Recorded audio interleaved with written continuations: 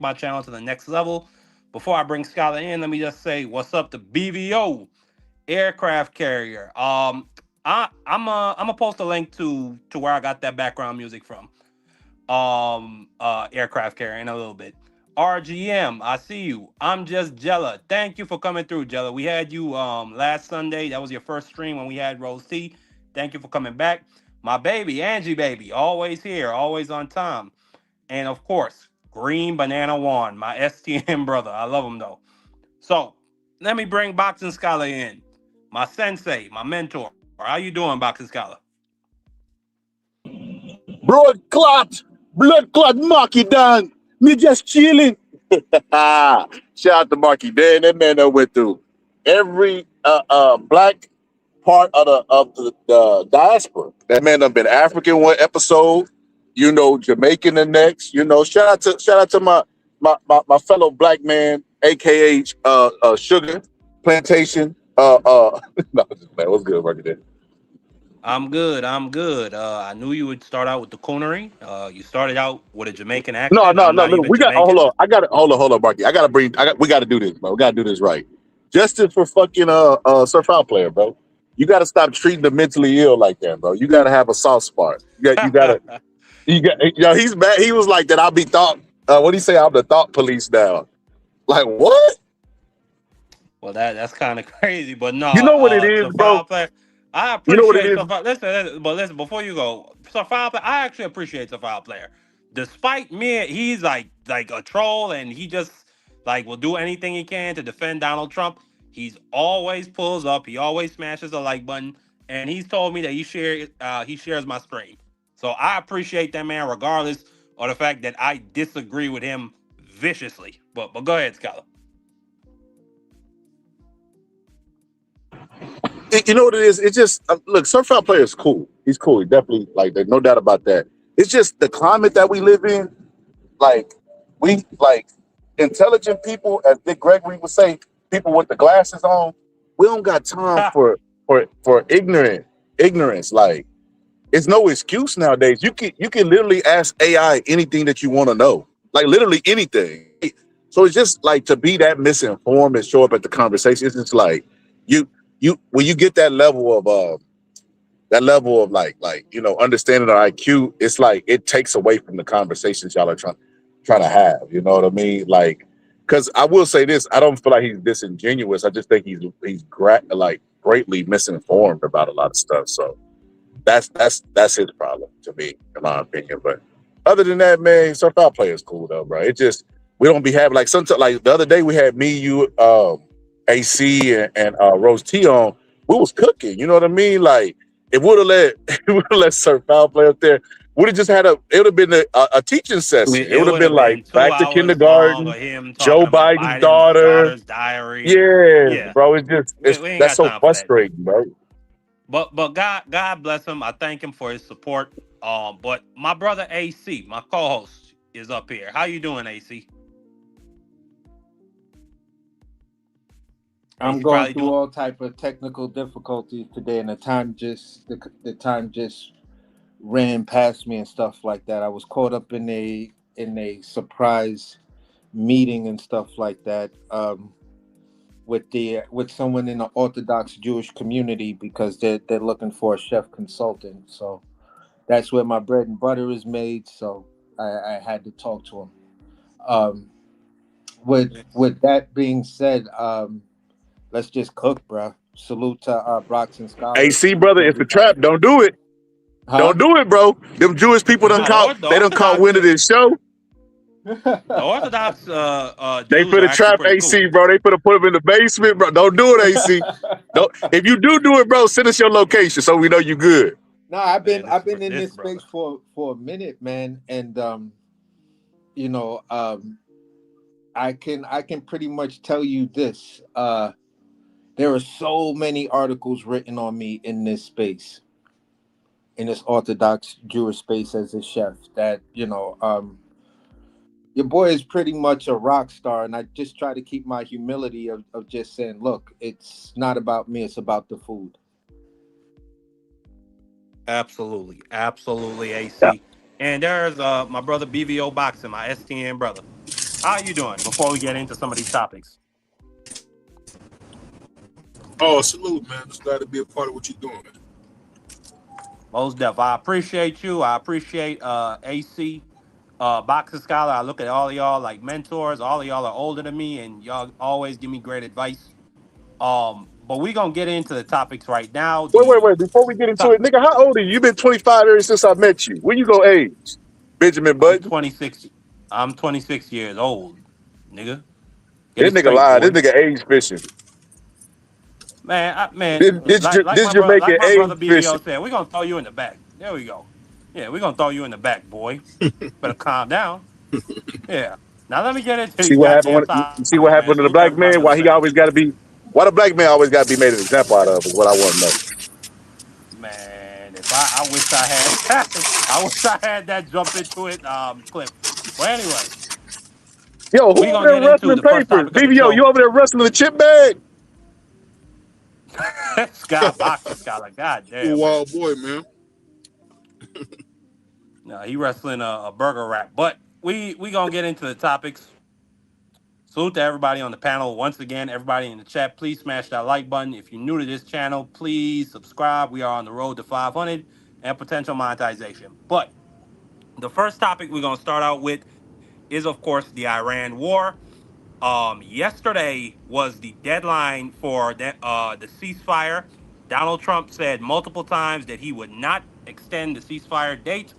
He said that if the Iranians did not make a deal by yesterday, the U.S. would go back to bombing them. He said it would be power plant and bridge day.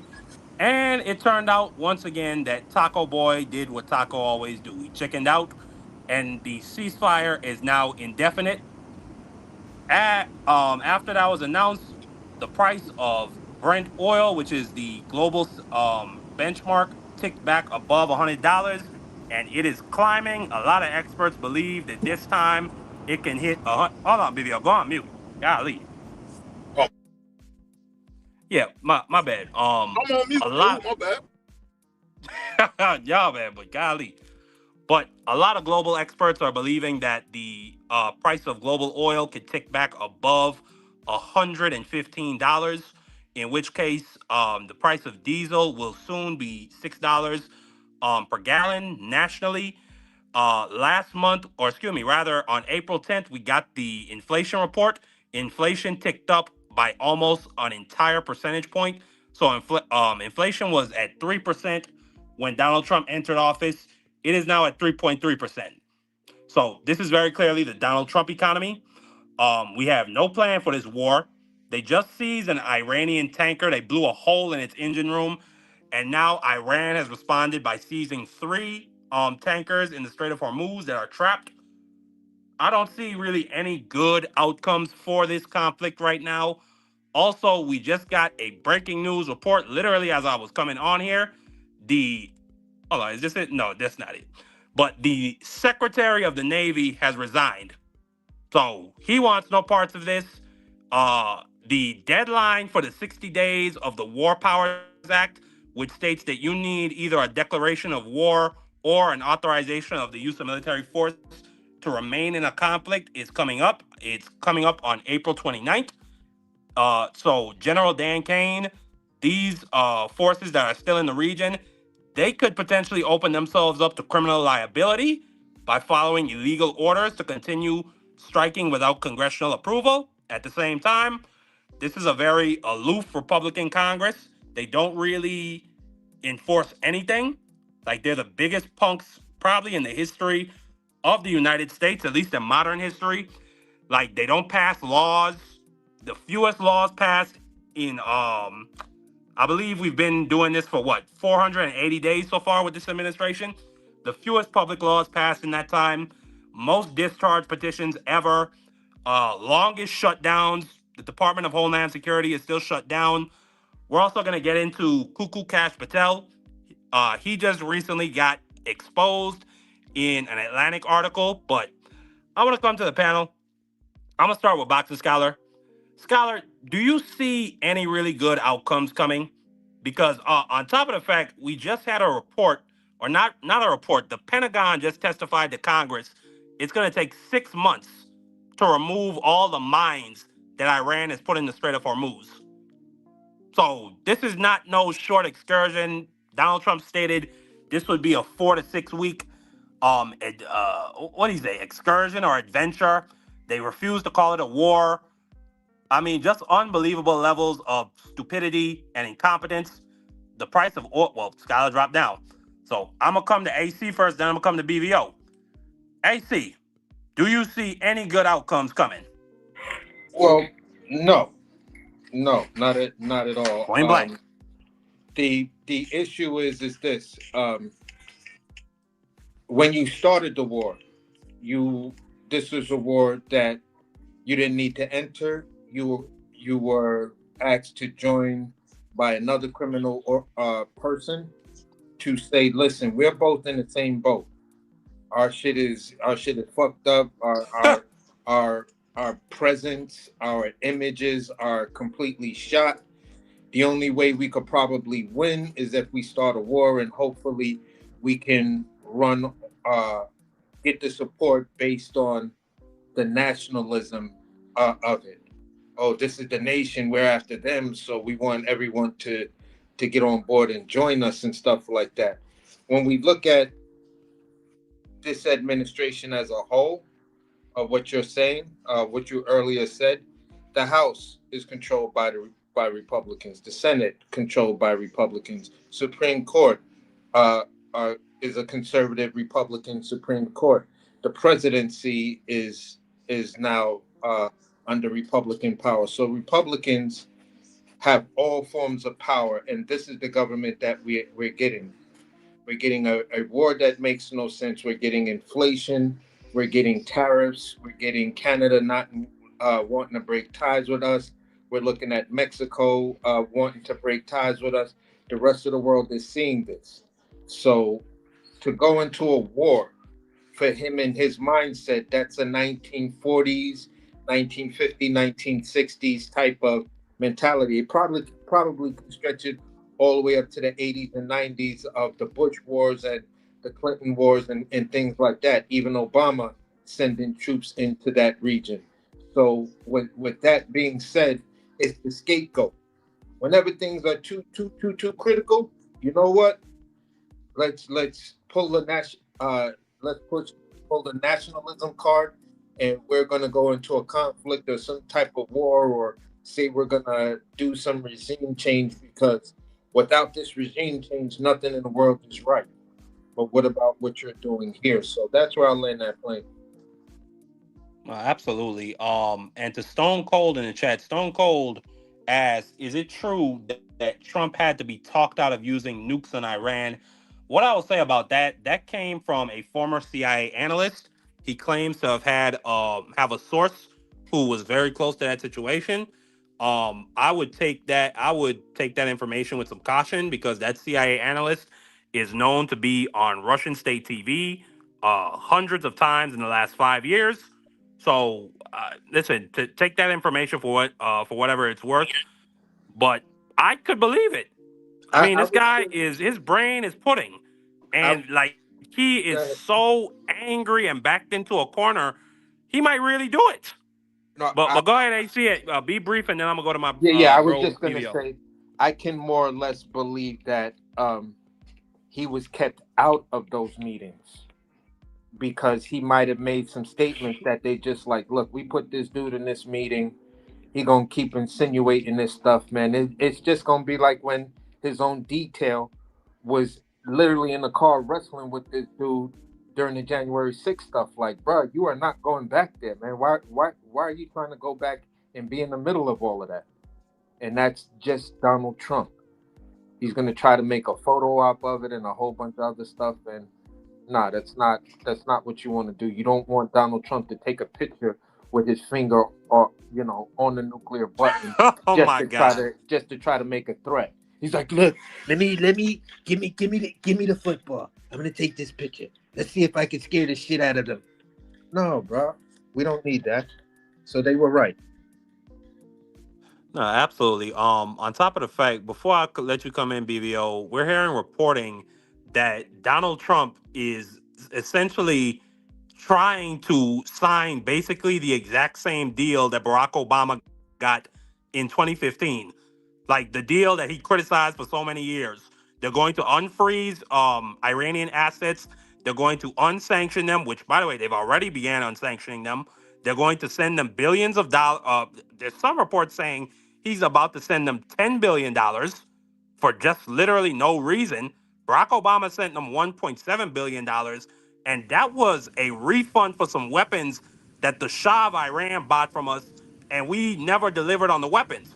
So essentially, it was a refund Barack Obama did. But I'm just like in disbelief. He came into office. He hated the fact that a black man was president. So he did everything to tear down everything Barack Obama left behind.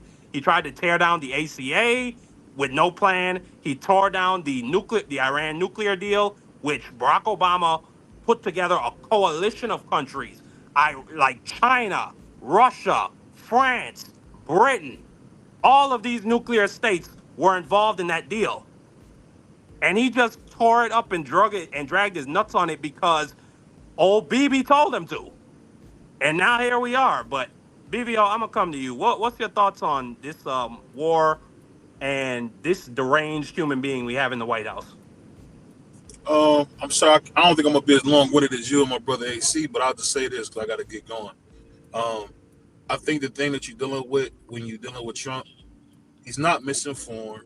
He's not understanding the magnitude of what he's doing. But we got to understand that since 1962, we created Israel in 47, and I think it was Woodrow Wilson that said it was one of his biggest mistakes of his life. I think what we've been doing is trying to acquiesce to whatever Israel wants, and if you say something about it, you're anti-Semite, or whatever they want to call you. I think the hardest thing for anybody watching is guys like a Joe Kent, right? War hero, somebody you can respect for what he's done for the country, but he's always with white supremacists. And I think the hard thing is because some of these guys got good messages.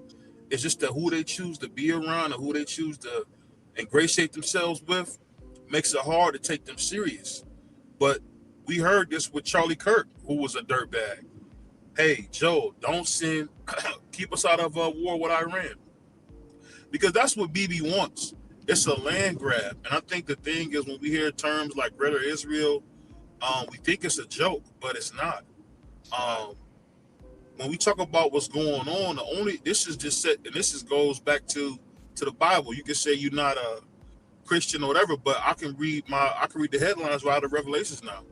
What you're basically seeing is if it wasn't for the restraint of Christ, his believers who haven't been raptured yet, it would be even worse. If you look at people like Tucker Carlson, Marjorie Taylor Greene, you see that we're all on the same side. We've been all on the same side the whole time. We just were scared to say it because it benefited us at the time. And I think that's what you're seeing when you look at what's going on. The whole war thing, everybody knew not to go to war with Iran. They've been around for thousands of years.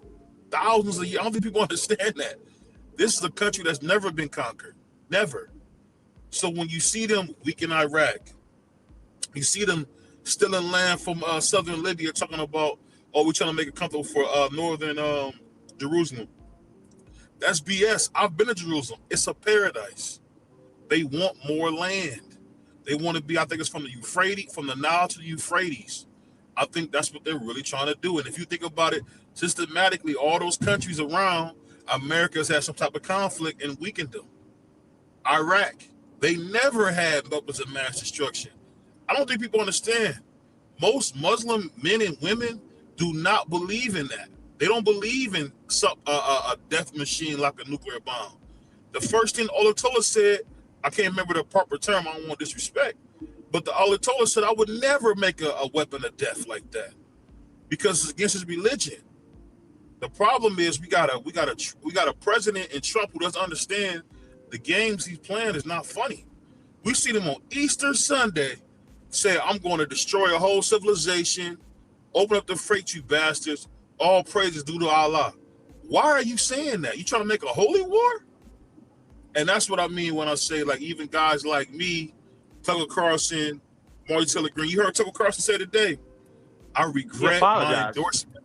I sent people the wrong way. You know what? That's why it's so important, man, to understand these guys that's getting the power. I hate to say it, but what you're seeing is what we all been saying. This is not the real Israel. These are some Eastern European Jewish people who have took that land by force and have lied, have stole and contribute and don't want to contribute anything to the country other than take from it. I didn't even realize we send them billions of dollars for what? It's a country with 3 million. What's my man Mike Huckabee? I'm gonna land my phone. I see Mike Huckabee, a straight dirtbag, going harder for Israel than he was for America. I think Trump had it right in the beginning. America first. America first. I love this country. My grandfather went to Korea. My father went to the Gulf War and Desert Storm. The only reason I didn't go is because the football program wasn't good enough at West Point. That's the only reason why I didn't go to the Army. A lot of us love this great land. And I think it's just sad what's happening to it. And I think Trump has shown to be the absolute worst president that we've ever had. I think he took it from George Bush. I really do. Because you can hear it in George Bush's tone. You know, him, Obama, Joe Biden, Clinton are all at that thing for the History Channel. Come on, man, the way that Trump is not even aging. That's the part that gets me. The office is not even aging him.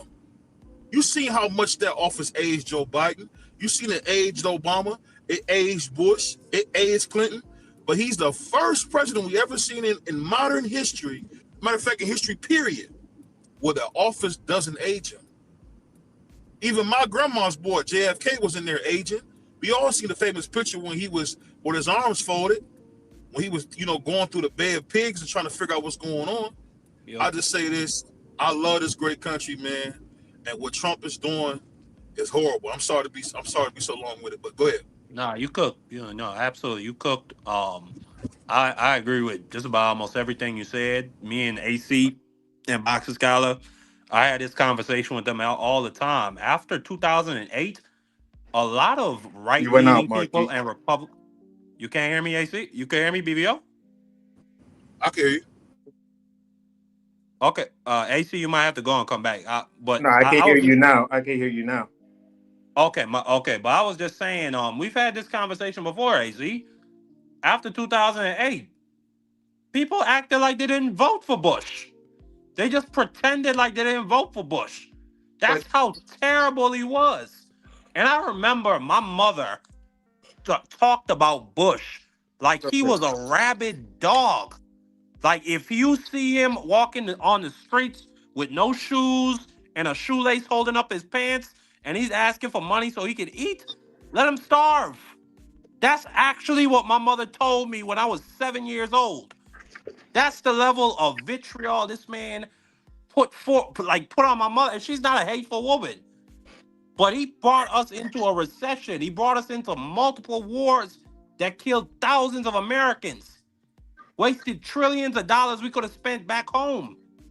Well, and BBO rightly says, this idiot is worse than George W. Bush. I don't even think it's close. Bush was an idiot.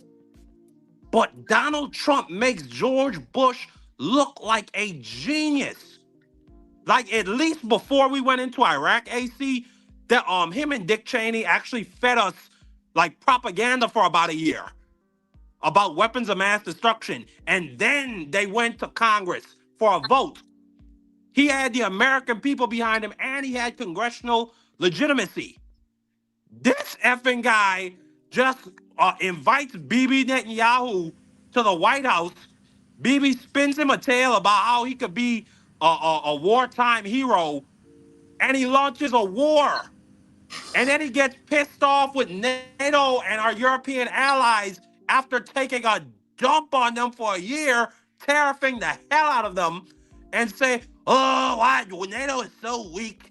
Well, NATO won't be there for us.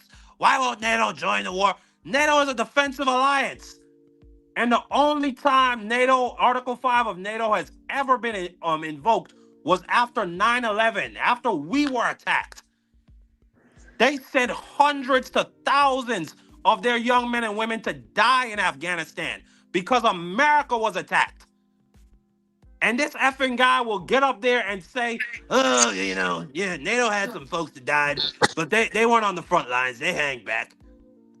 I mean, like, it's just unbelievable how ignorant and stupid he is. And then before I let you go, AC, this was from like 2 weekends ago.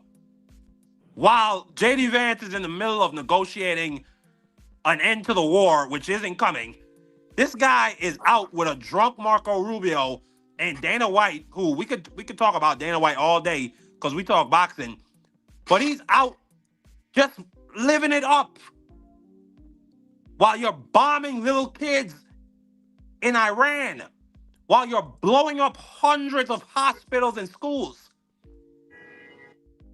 This is like that. Like, I've often heard people say that Adolf Hitler is the personification of political evil. No, Donald Trump, he has taken it. He is the personification of political evil.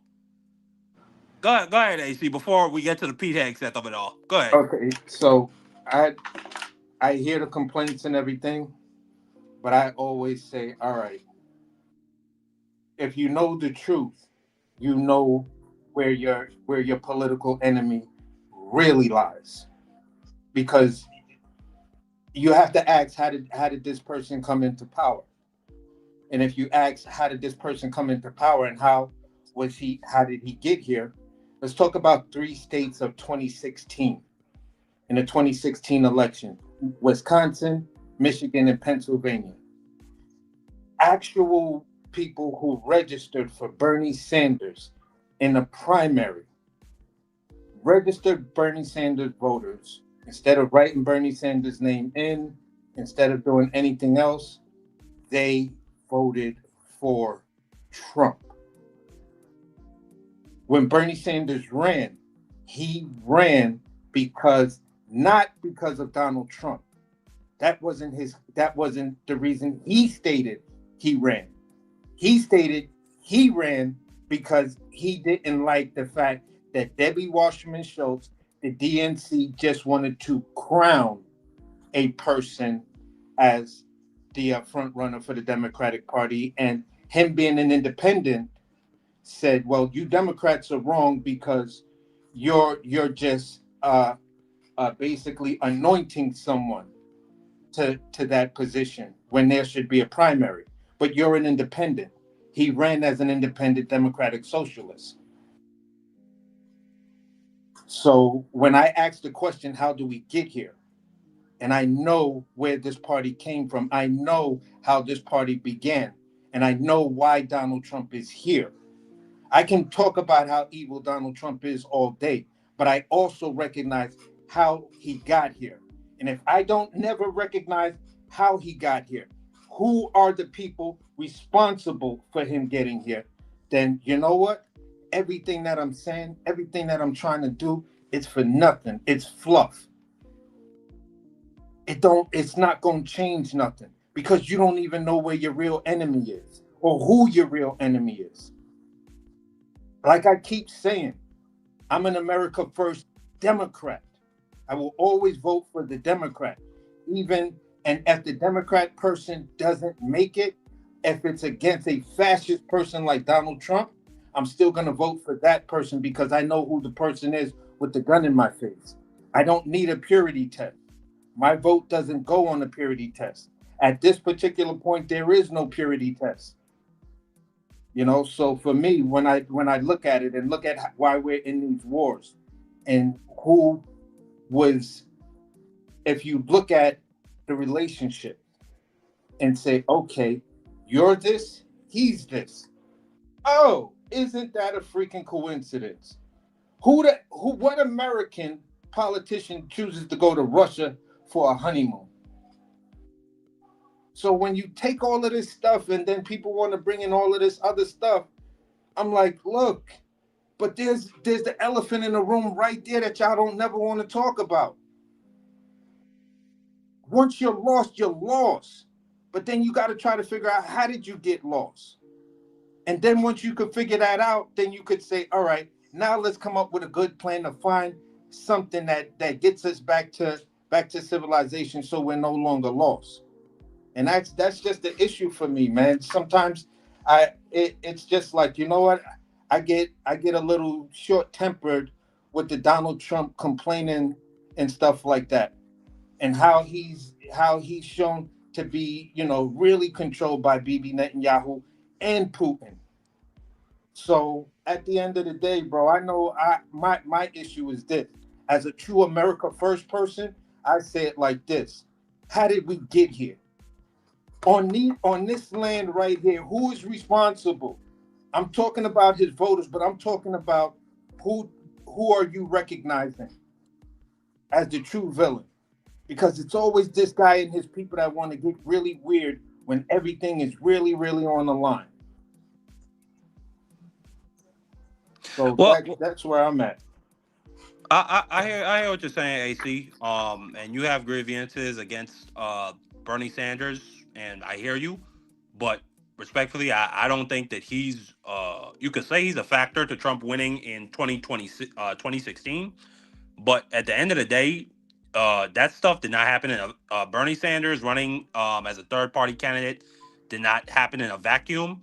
You also had James Comey literally leaking the whole Hillary Clinton email story like a week before the election. That You has had no impact on the fact that Bernie Sanders said Hillary Wasserman Schultz and the DNC are rigging the election. And one of the states that I said was Pennsylvania. He said that in Pennsylvania because he couldn't run in Philadelphia. Pennsylvania was a state that they said if Bernie Sanders takes Philadelphia, he wins the state of Pennsylvania, and that would be the first of any independent candidate running in a primary that actually won a state that was either always won by a Republican or Democrat. Bernie Sanders was on the precipice of breaking that record if he could have ran in Philadelphia. Being that he's an independent, he didn't understand the rules. So the rules simply stated he had to hand in a form that said you're an independent, so you want to be on the ballot. He did not do that. Then he blamed the Democrat for doing that.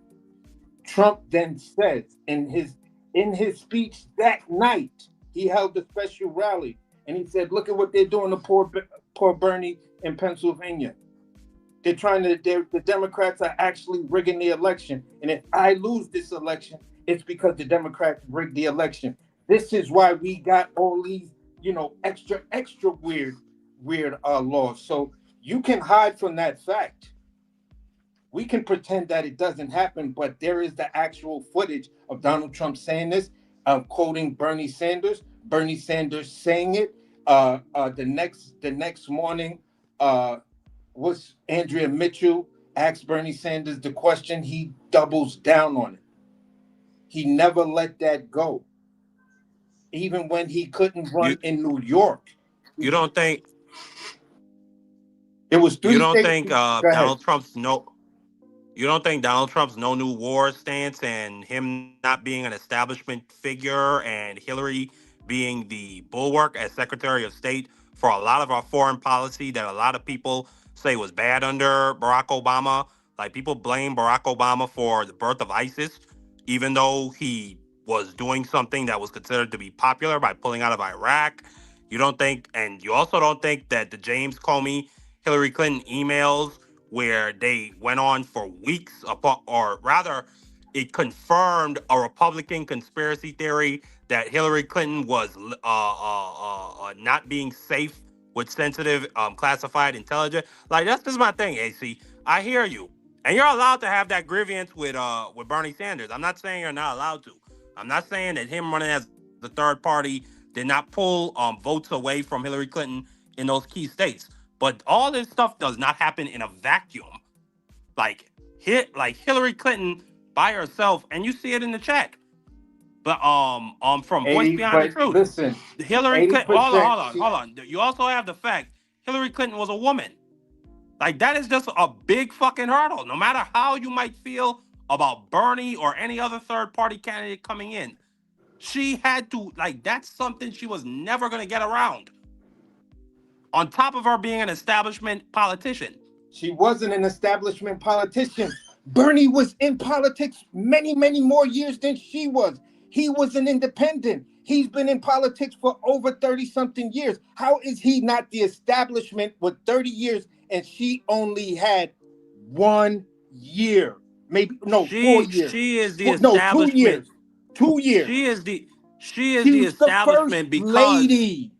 She is the establishment precisely because she was the first lady. She was the wife of Bill Clinton. I'm just she's more establishment because she's the first lady, while Bernie Sanders got 30 years. Wow. Hold on. That's genius. Hold on and hear what I'm saying. And listen, you're right. This could be something that she's perceived as an establishment figure. I'm not necessarily saying you're wrong about some of these things, but the reality is she was the Secretary of State for the Obama administration, even if it was only the last 2 years or however long it was. She was a senator. She ran as a third-party candidate in the fucking 2008 election. She is viewed to be a symptom of a lot of the bad foreign policy that people did not like about the Obama administration. On top of the fact, she's a fucking woman. So like, this is just a lot of hard shit to get around. You got women. You got women chancellors. You got women running countries. This is the United States of America, AC. You know that. We ain't got no Margaret Thatchers. We don't got one of those in our history. Bro, let me since you want to keep quoting what you perceive as bad things or things that I don't know where some of that information comes from. I just know the real policies that she got done. Every man now that can take maternity leave, that's Hillary Clinton. The Lilly Ledbetter Act of women attempting to get fair pay, that was Hillary Clinton. That was on her plane when she was running in 2016 with Bernie Sanders. So her whole policies, many of the things that she said that Obama had adopted within his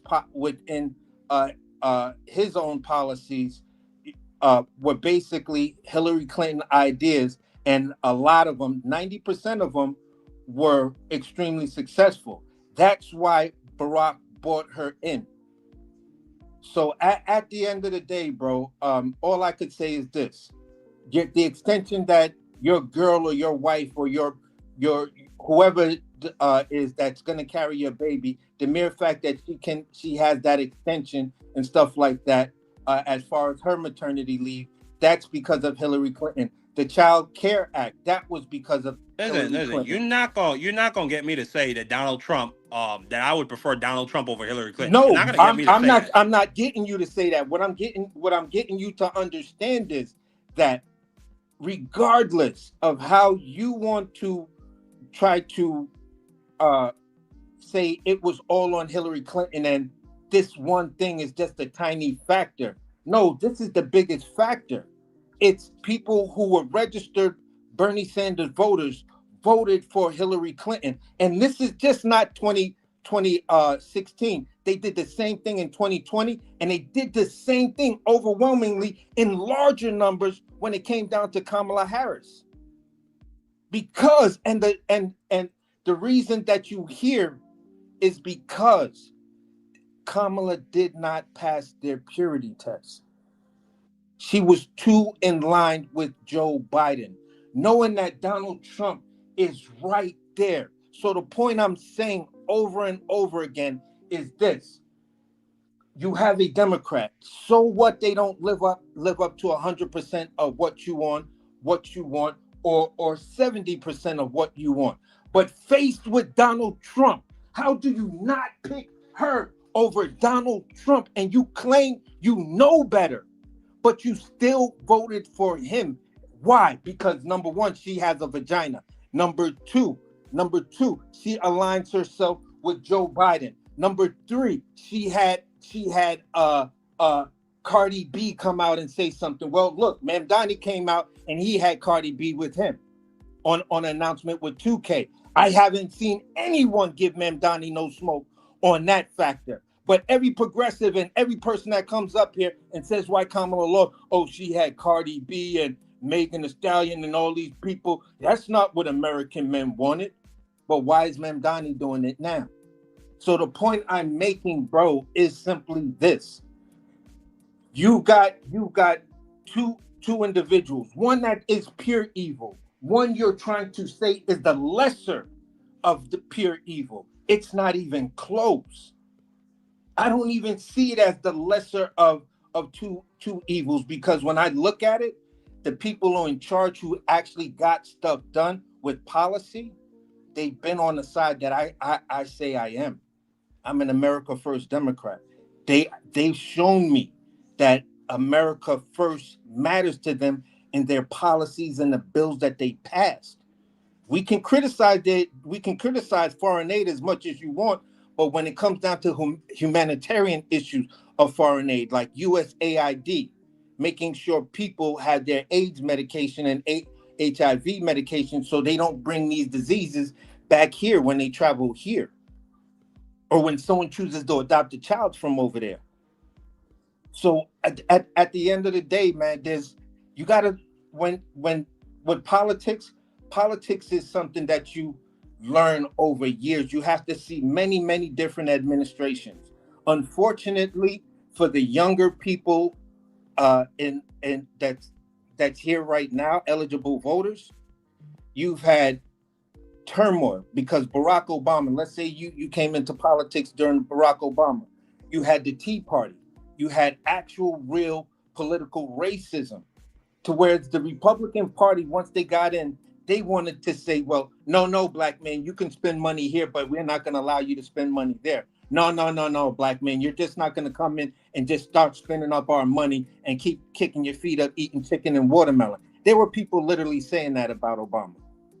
Moving forward, that's where you grow up in. Then you get Donald Trump, and then you get the political races with people like on the Republican side, Rick Scott and all of them other weirdos and stuff like that. So you're like, my whole political career has been looking at nothing but freaking idiots. Of course I'm pissed off. Of course I want change in the system. This is what the hell I've been dealing with. And as an older dude, I get that. But I also get the dude that's standing there with the gun in my face. And I know the dude he bought the bullets off of and the burner. And told this dude where I was. I'm not gonna be pissed off at him too. And to me, that guy is Bernie Sanders. Yo, here I got the burner. Here's the bullets for you. And yo, I heard he'd be right over there on DeKalb, right on the corner. He'd be right there. I'm telling you. I got my man's over there with the celly. He gonna call you and tell you as soon as he see him. Bro, that's all I'm saying, man. We just gotta wake up on that part, man. Fight your fight. I get it. I support y'all in fighting your fight. This is not the type of political climate I would ever want to be raised in. This is a nightmare.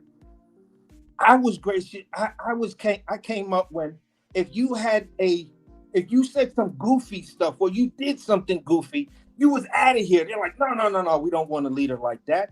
You get caught up in some sex scandal. No, you out of here. We don't want that.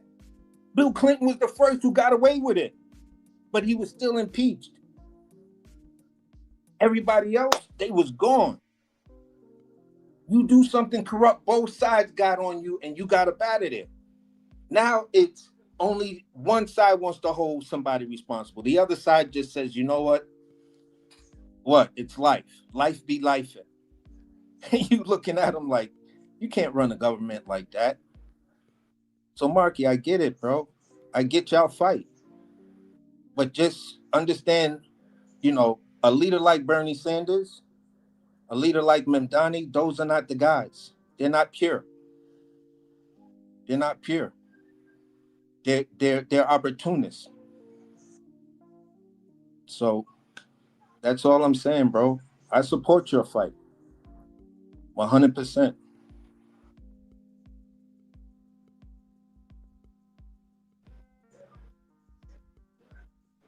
You there, Marky? I've been monologuing. You there?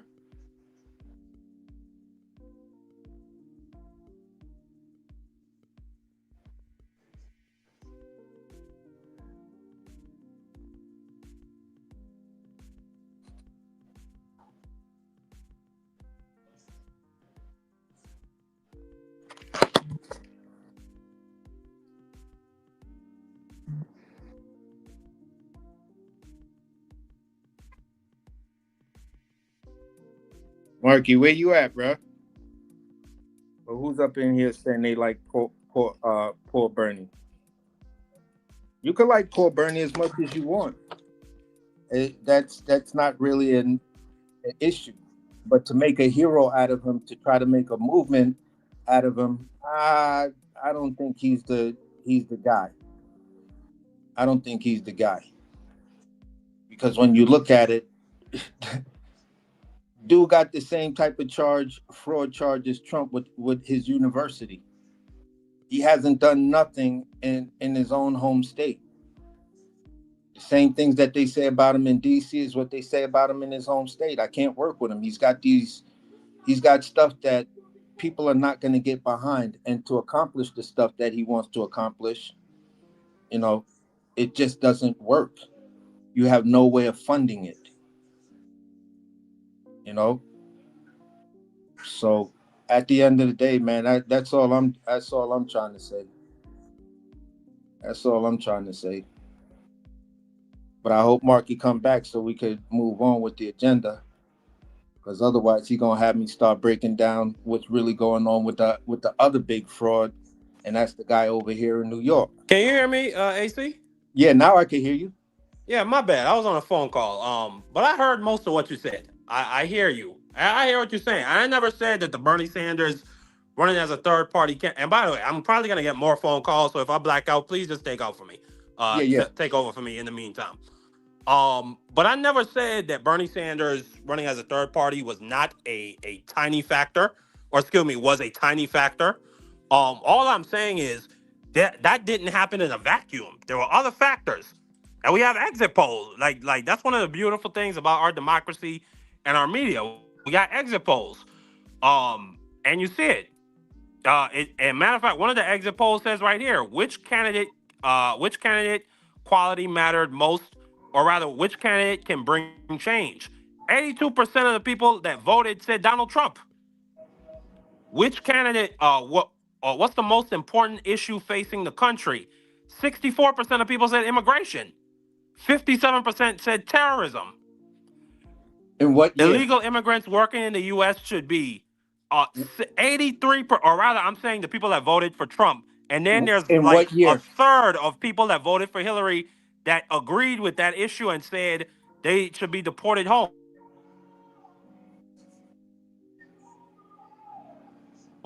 But AC, that was a great cook though.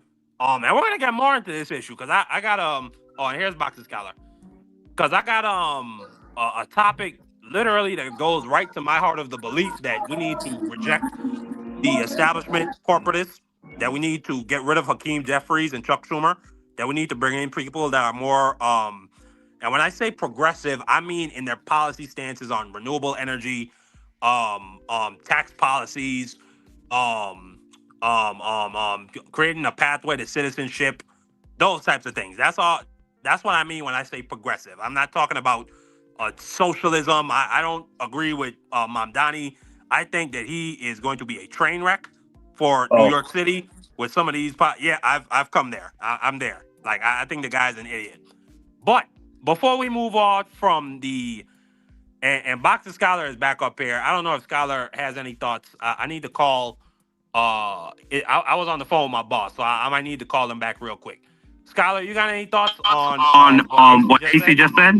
Scholar, you got some echo, Scholar. I just came on mute. Well, I hear my own voice. Just say something else and I'm going to mute up. Yeah, it's you, Scholar. I saw it. Well, go ahead. It doesn't seem to happen when you talk. Go ahead. I'm going to refresh then. But just quickly, before Scholar comes, I wanted to play this. So the prayer. Or rather, let me explain what this is. Pete Hegg said got up on stage. I mean, this is what. Okay, here's Skylar. Skylar's back. You hear me Okay, now? yes, sir, I can. Okay, I was gonna say Yeah, first of y'all all, take over for 1 second. I'm gonna be back. Okay. All right. first of yeah, I want you to hear this on the playback. You calling another man boss? You ain't learned nothing from Dame Dash, brother. What kind of man calls another man boss? Yo, so shout out to the young Marky Dan. But I heard y'all cooking a little bit on the Bernie stuff, and I always look at it like this. AC, when I was younger, bro, when I was younger, I used to like have this not where I wanted politicians to I guess I had unrealistic expectations for them. And now that I'm getting older and becoming the leader of just my household and realizing how the unfair expectations, I'm a little bit more like not lenient. I don't judge as harshly as I used to, right? Because I look at it like I think most of these people, the AOCs and stuff, they see something in the system and they're like, I could do a better job at running this. But then when they get on the other side, they realize you can't really it's hard to run an effective campaign, right? After you've been elected without any money, right? Because you're going to piss people off on the decisions that you made. The same people that rooted for you to get in there are the very ones who will turn on you once you're in there because they disagree with something that they felt like you should have done or should have fought harder for, whatever the case may be. And it's like, well, then what do? Like, you got to get more exposure. You got to go outside of your base and of the grassroots support that got you there. So it's just like, even with Barack Obama, bro, like I had this conversation with people all the time, bro. Like, he was everybody's president.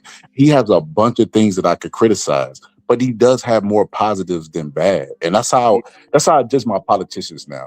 Do they have Yes. more good than bad? And are they the best for the growth of Black people and myself?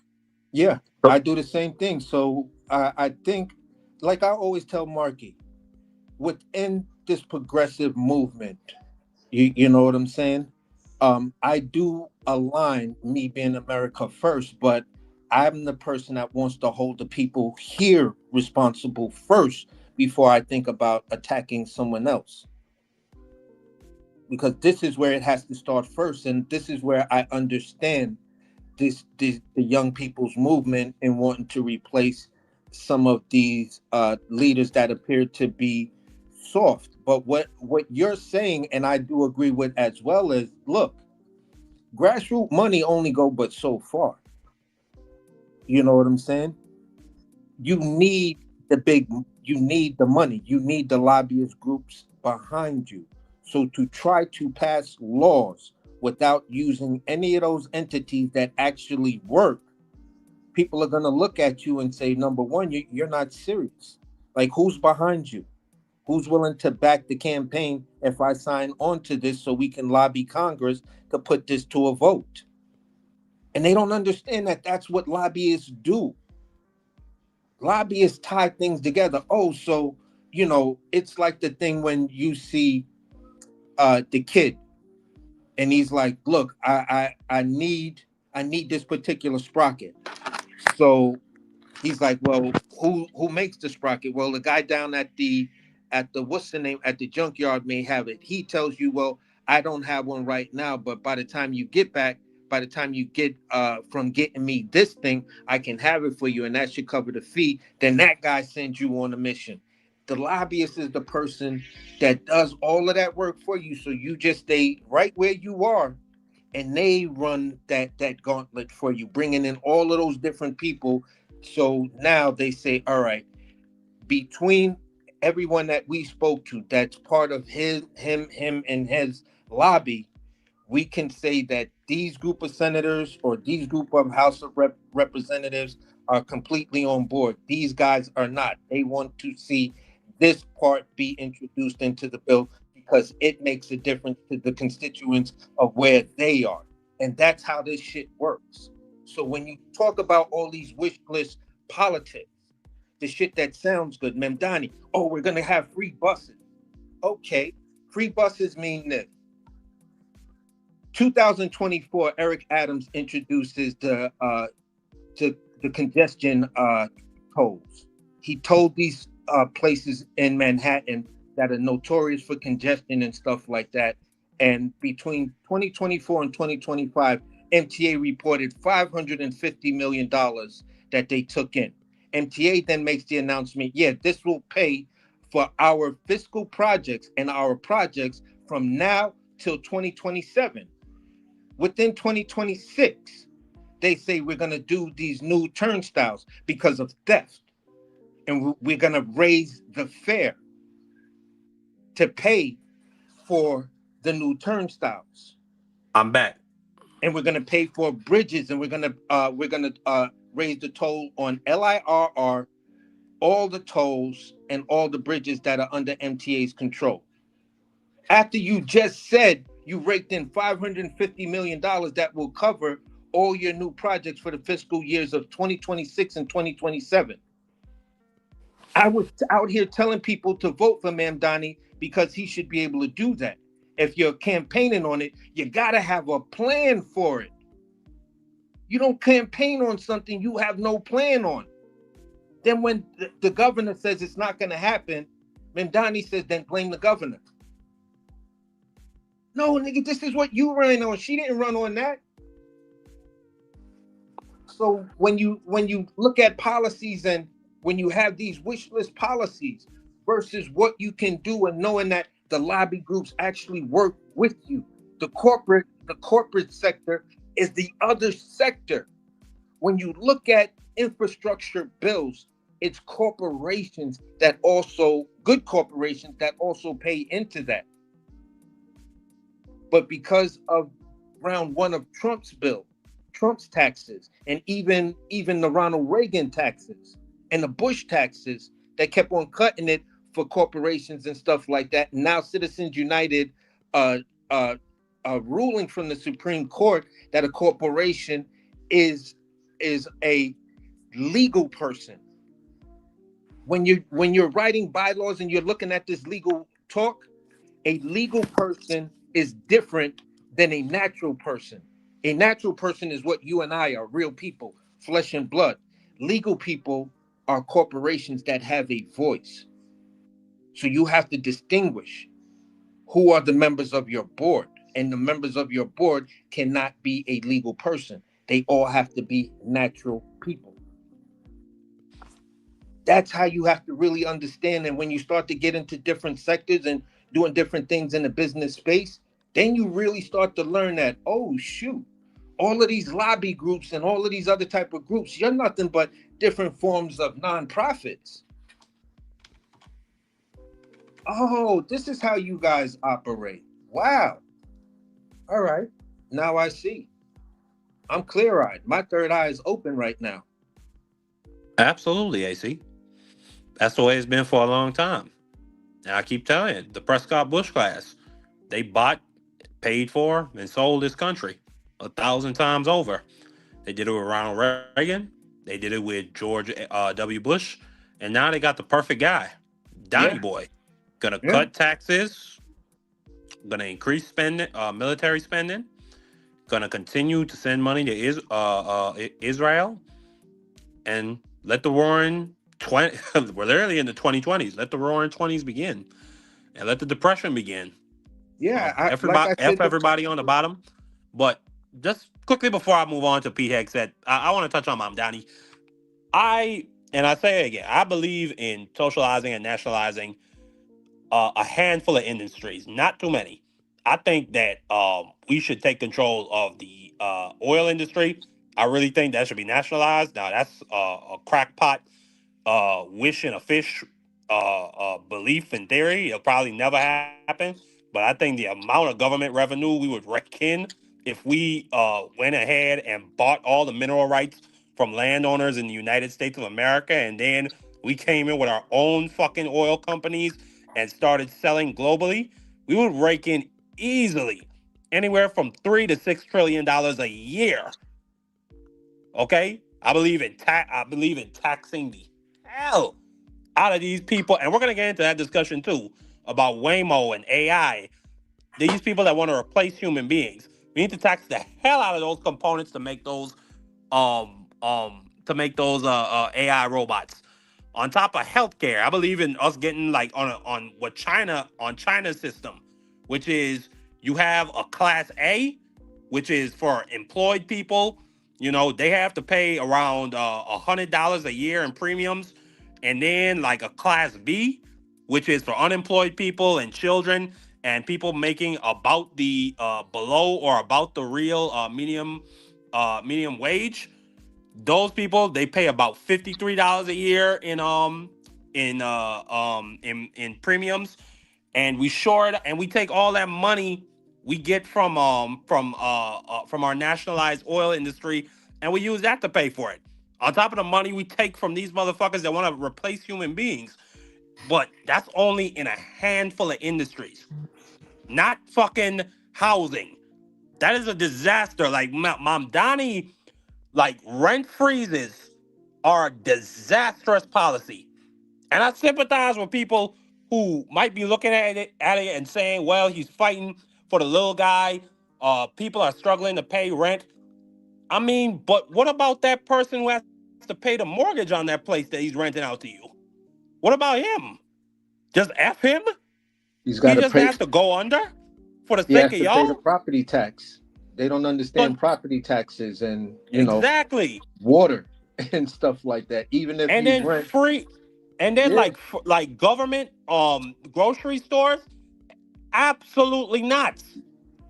You killing the mom and pop. Like the Democratic Socialists always like to talk about the mom and pops, that we're fighting for them. No, you're not. no.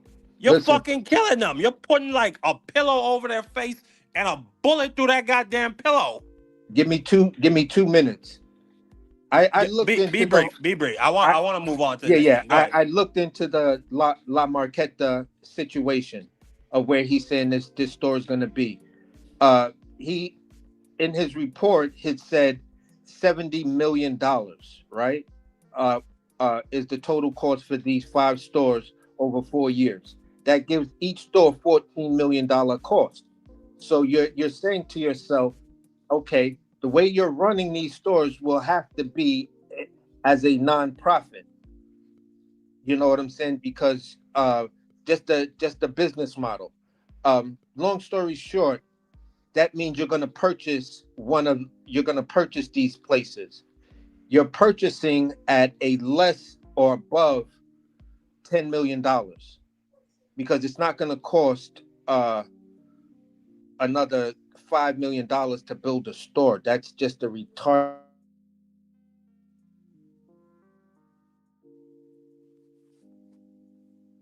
Did AC go out, Scholar? Yeah, they got to him, bro. They got to him. I told God y'all they be damn it. watching the show. Yeah, you on that Mom Donnie Wi-Fi talking shit about your But yo, socialist before y'all moved on, I wanted despot. to God touch damn on it. this, Marky Dan. You was right. I do be getting you an AC mixed up.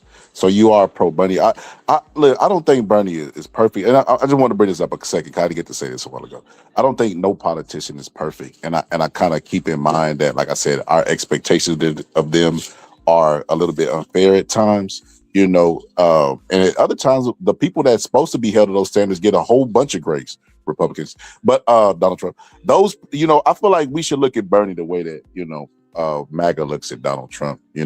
Not perfect, but I mean, Medicare for all is a good idea, especially seeing as how Israel gets money from us and has free health care, then starts a war that makes our gas prices go up.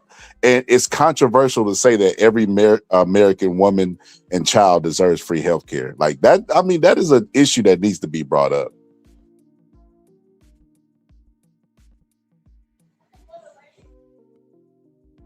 Are you there, Marky?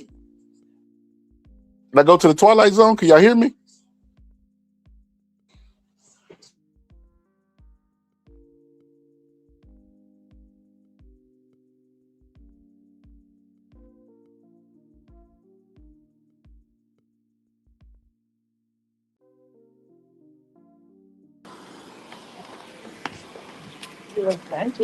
I'm sorry. Yeah, I got more. But that's a lot though. Oh, I thought I was tripping. Oh, yeah, y'all could hear me. Now Marky done came off mute making a sale. Shout out to Marky. We need sugar sellers. He's following the footsteps of his great granddaddy that was a sugarcane worker. Shout out to Marky. because high fructose corn syrup that diluted the market, and we need that pure sugar cane. So shout out to Man. Marcus for keeping the legacy alive. You know, my grandfather actually was a sugarcane boiler. Yeah, I know He you told me actually that, so was that's one of why the I did it. founders of the St. Croix Sugarcane Union. So I don't take no offense. I think you were trying to joke, but no, No, I I'm was always helping. gonna. No, I'm always gonna hit you with that because you told me that. I remember that. I listen, bro. I got active listening skills. I mean, You listen, know, some black people are proud that they people pick cotton, or yo, rather Marky, that there. I just found it this was a out. skill. So in Texas, there's a place called Sugarland, right? And a dude bought a plot of land, and because it used to be what you just said your grandfather did, right? And he just started digging. And he found like mass graves of black people that just had been like Jesus thrown Christ. just thrown there after they no longer serve their purpose. Kind of like in Django, whenever he was talking about, we're gonna send you to the mining place, and they're gonna give you a number, take away your name, and when you pass away, they're gonna hit you in the head and throw you in the hole. It was kind of like some stuff like that. Just like, dang, If you that's talk crazy. back even once, they'll One cut side, you. they cut your tongue, and they good at it too. It's like, damn, bro, like that's insane that's a real reality of life. But AC, you I want, there? AC, you good? I think his Wi-Fi was messing up. He'll come back. Yeah, I'll But text him. But remember at the I'm beginning, glad he you said brought up. he Go was ahead. having technical difficulties, so it's probably the same thing. But he'll bounce back. It's gonna flow. It always work itself out. You know what I mean? But Absolutely, and absolutely. he But and shout out to AC is my good talking. co-host. That's why I like AC. We both very well informed, but we disagree. Like me and AC had these arguments all the time in the background. Like he does not believe in the progressive movement, and I get it. I get it. I I don't either. get not wanting. I get feeling like a third party or a Bernie Sanders is destructive, while we should be focusing on MAGA. But at No, the no. same time, yeah, no, hold on. Hold on. And matter of fact, we're gonna get into this topic later. But let me move on. Let me move on. And I'm glad you Damn, brought up how you start slavery. that, Marky? How you start that up? I really want to touch on that because I agree. I disagree with both of y'all. I think both of y'all have. I have an outside viewpoint, so I would more align with you with the progressive movement, but I just think it's impossible because they greatly overestimate their value in America. Like I was telling our sister Rose T, like I follow Jank, and I remember they used to talk about progressive and how the ideas were popular and this poll this and this poll that. And then when Jank ran, he couldn't even get like 5% of the votes. And it's like, well, then when Bernie Sanders is proof that progressive ideas are popular, but not that popular as of today. You know what I mean? Because he ran in the Democratic Party. He was to the Democratic Party what Donald Trump was to I'm the from Republican St. Party. Croix, voice behind the truth. He was to the Democratic Party what Donald Trump was to the Republican Party because they didn't embrace Donald Trump right away. Matter of fact, we talked about that on the last episode how there was a split in the old Republicans and the new wave of MAGA. Right? We talked about those type of things. The all right, and then the people who had been ushered in and did the propaganda piece for Nixon and stuff like that. The dude Roger Ailes for Fox News. So we talked about these things, right? So they didn't embrace Donald Trump, but his movement and his presence and the celebrity worship, all of those things combined, pushed Donald Trump to eventually win the Yeah. nominee for Republican Party. Bernie Sanders, Well, that never happened. It never happened because progressive ideas aren't as popular as people would like you to think that they are, in my opinion. well, I think a lot of progressive ideas are common sense just to me. Like I don't think that so many of our electricity grid should be relying on fossil fuels because we see that fossil fuels are unstable. Particularly, I mean, just right now, like look at this shit. Like oil is back. Global oil is back trading $100 a barrel and continuing to rise. But look at right here, Scholar. Voice behind the truth. And shout out the voice behind the truth. But here you have it, Scholar. I'm not MAGA. Let's be clear. I'm a conservative Republican. Man, voice behind the truth. Just say you voted for Trump. It's already No, starting, she said she Scholar. voted for Kamala. I like voice behind the truth though. She said she voted for Kamala. I Okay, just okay. I I'll don't, take every yeah, word. yeah. I I trust you. don't think she's like traditional where you could just put her in the box. Because when you hear somebody say that they vote for Trump or support Trump, it kind of comes with a long laundry list of their thought process, and you can just pigeonhole them to a certain opinion or whatever the case, and you'll be right. You'll be right. Like it's certain stuff that we could tell y'all Well, about Sir Foul Player that he would be like, man, they got cameras in my house. You know what I mean? Like it just comes with a certain laundry list of things. okay, voice behind the truth. I believe you. I believe. I was just gonna make a joke that it's already starting. Motherfuckers pretending like they didn't vote for Trump, but I believe you. I believe you didn't vote for that sexual predator we have in the White House. But I want to move on. I want to move on. God damn it, we've been an hour and 20 minutes since I started the first topic, so I want to move on to Pete Hegseth, and I'm glad you brought up slavery, Scholar, because Pete Hegseth's spiritual advisor is a guy who wrote a book called How It Was. And in the book, he's quoted as saying, he said that there was great harmony and affection between the master and the slaves. They were happy to have a purpose. And then Pete Hegseth this goddamn weekend goes up there and makes an absolute fool out of himself.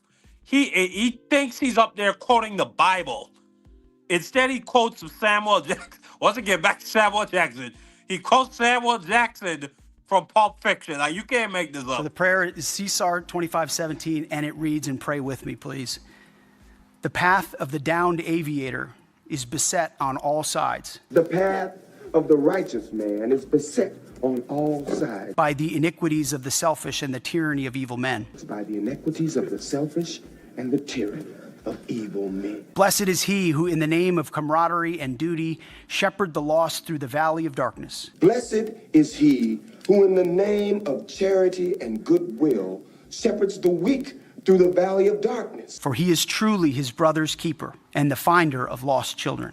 For he is truly his brother's keeper and the finder of lost children. And I will strike down upon thee with great vengeance. And I will strike down upon thee with great vengeance And furious anger. and furious anger. Those who attempt to capture and destroy my brother. to poison and destroy my brother. And you will know my call sign is Sandy 1 when I lay my vengeance upon thee.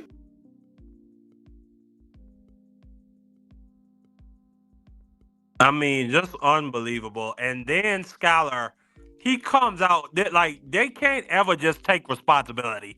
He comes out and he blames the Air Force airmen who were involved, who were flying the helicopters when they rescued those two downed airmen. He said, "Oh, I got it from the airmen. The airmen said it was a Bible verse." Like, it's just like with the when Trump put out the picture of the video with Barack Obama and Michelle as monkeys. Oh, it's a staffer that posted Yeah, the they video. no accountability whatsoever. So, Marky, then let's go down memory lane. So, right, you remember there was a time where Donald Trump was making fun of Kamala for reading off a teleprompter, right? Yeah. And not only are they reading off of teleprompters, but they are literally the party of the most lawsuits, right? Donald Trump has sued more than any president in history, right?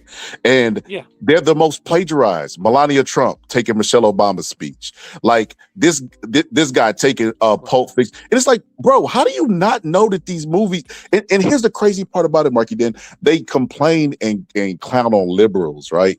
Liberals, oh, the liberal this, but they'll go take a speech that sounds good from a liberal director in Quentin Tarantino and take his dialogue word for word. Bro, you cannot make this up, bro. They are a bunch of clowns, bro. Like, how do you not know the Bible? Like, bro, where this happened, Marky Dan? Lindsey Graham quoted the Equalizer without knowing it, and he thought he was quoting the Bible.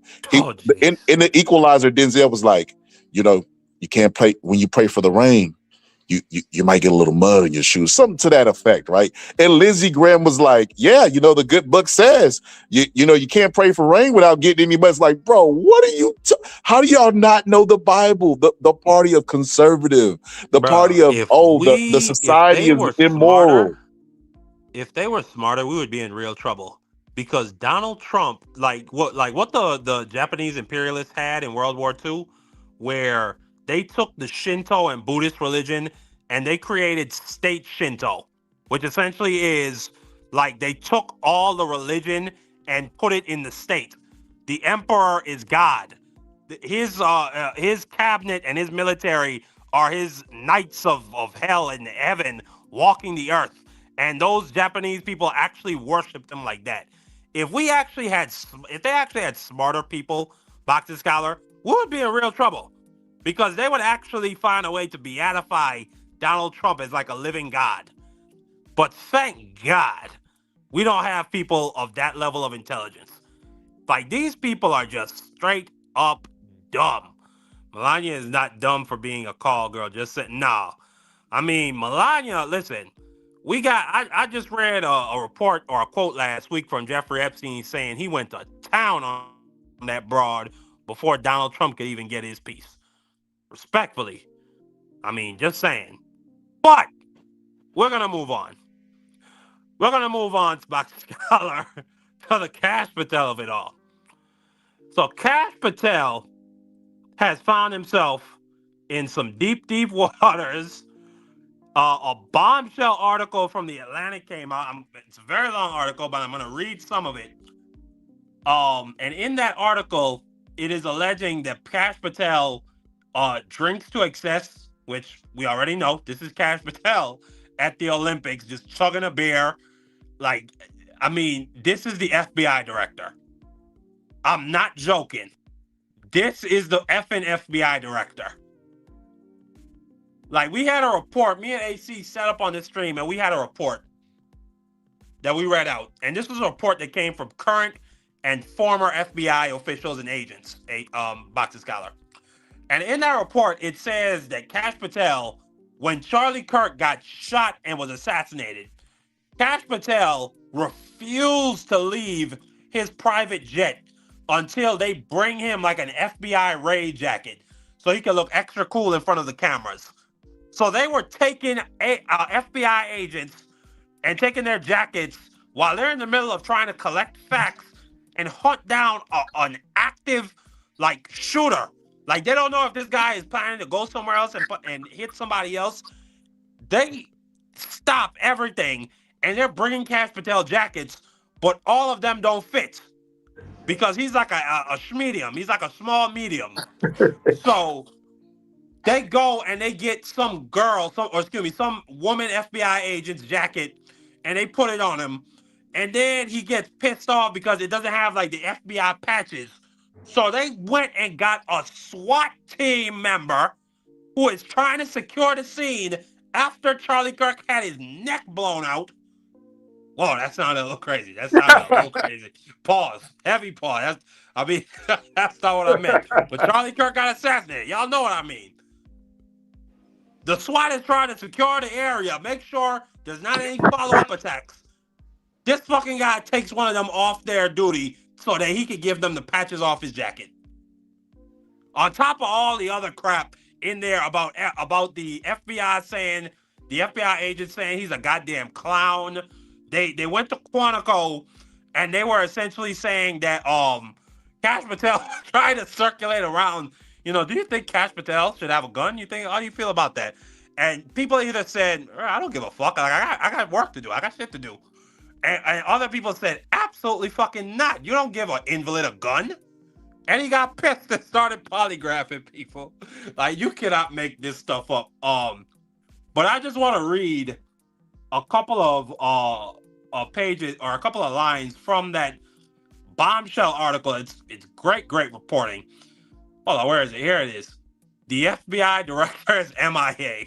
So here it says, it starts, on Friday, April 10th, as FBI Director Kash Patel was preparing to leave work for the weekend, he struggled to log on to an internal computer system. He quickly became convinced that he had been locked out and he panicked, frantically calling aides and allies to announce that he had been fired by the White House. According to 9 people familiar with his outreach, 2 of these people describe his behavior as a freakout. So this is something that's being reported happened on April 10th. It goes on. It continues. I need a good laugh. The White House fielded calls from the Bureau and from members of Congress asking who was now in charge of the FBI. It turned out the answer was still Patel. He had not been fired. The access problem, 2 people familiar with the matter said, appears to have been a technical error, and it was quickly resolved. Quote, it was all ultimately bullshit, one FBI official told me. It goes on further. But Patel, according to multiple current officials as well as former officials who have stayed close to him, is deeply concerned that his job is in jeopardy. He has good reasons to think so, including some having to do with what witnesses described to me as bouts of excessive drinking. My colleague Ashley Parker and I reported earlier this month that Patel was among the officials expected to be fired after Attorney General Pam Bondi's ouster on April 2nd. Quote, we're all just waiting for is that we're all just waiting for the word that Patel is officially out of the top job. An FBI official told me this week. A former official told my colleague Jonathan Lemire that Patel was rightly paranoid. Senior members of the Trump administration are already discussing who might replace him, according to an administration official and two people close to the White House who are familiar with the conversations. It further goes on. Several officials told me that Patel's drinking has been a recurring source of concern across the government.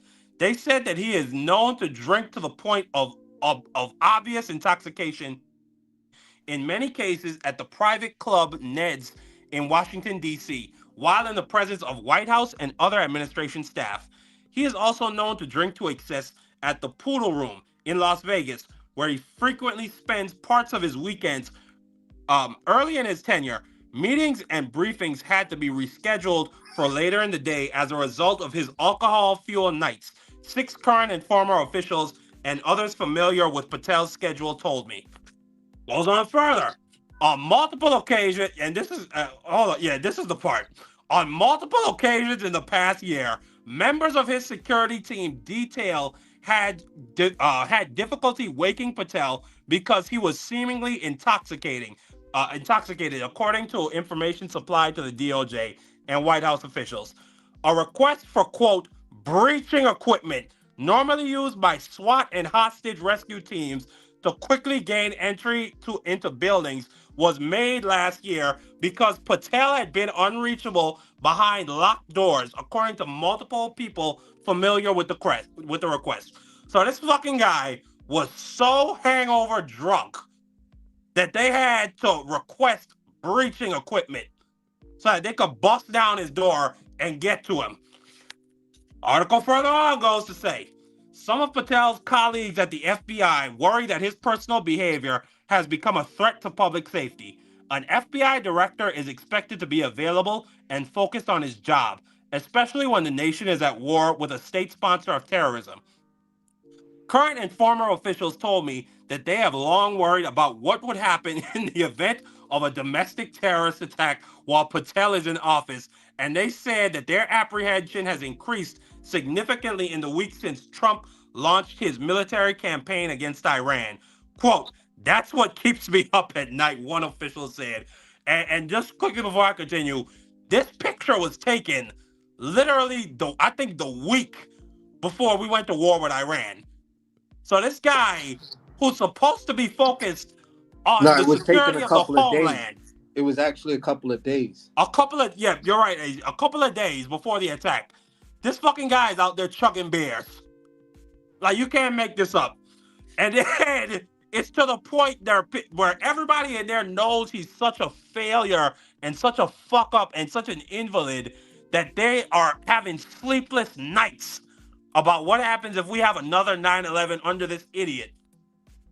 The article further goes on to say, officials said that Patel has been an irregular presence at FBI headquarters and in field offices, and that he has compounded the agency's existing bureaucratic bottlenecks.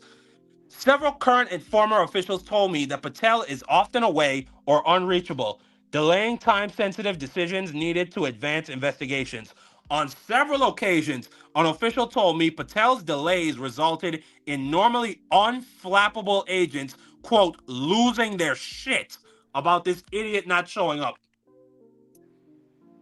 Finally, is that Patel has publicly proclaimed that the FBI needs to demonstrate that it is, quote, fierce.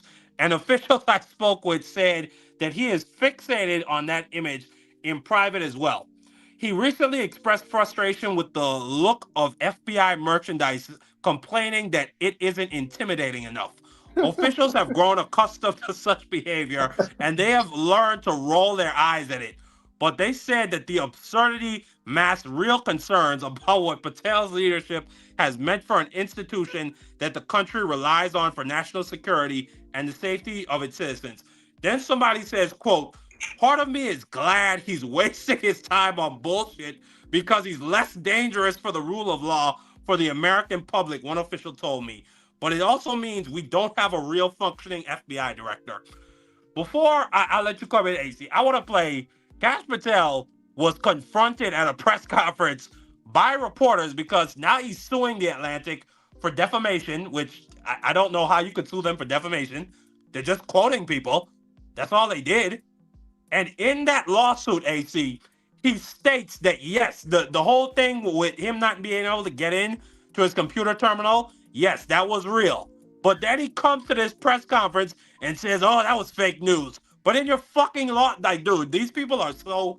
He's a real life drunk. He is a real life drunk. Like, I cannot believe this is our FBI director, but let me play this. Well, I do want to give you an opportunity to respond directly to the allegations in the Atlantic article that your unexplained absences created a national security risk. And beyond that, can you say definitively that you have not been intoxicated or absent during your tenure as FBI director? I can say unequivocally that I never listen to the fake news mafia. And as when they get louder, it just means I'm doing my job. This FBI director has been on the job twice as many days as every director before me. What that means is I've taken half as many days off as those before me. What that means is I've taken a third less vacation than those before me. What that means is that this FBI, with this Department of Justice, has dropped the murder rate 20 points. What that means is this FBI, with this Department of Justice, has captured 8 of the top 10 most wanted fugitives in the world, twice as many as the Biden administration did in its entire 4 years. What that means is this FBI has seized enough fentanyl off the streets to kill 178 million Americans, a 31% increase. What that means is this FBI You and this didn't do that, you has arrested bastard. 43% more spies in 14 months than the entirety of the Biden administration.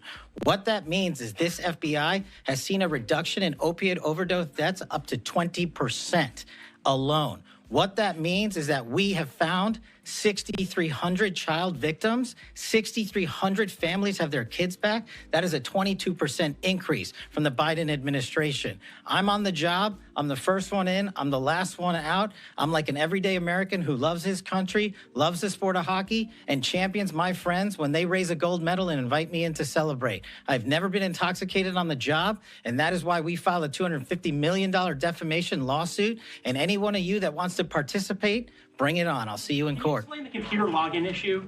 Just explain the computer login issue. You were not able to log into your lawsuit contends that you were not able to log into the system. What did you think after you were unable to log into the system? Let's have a survey.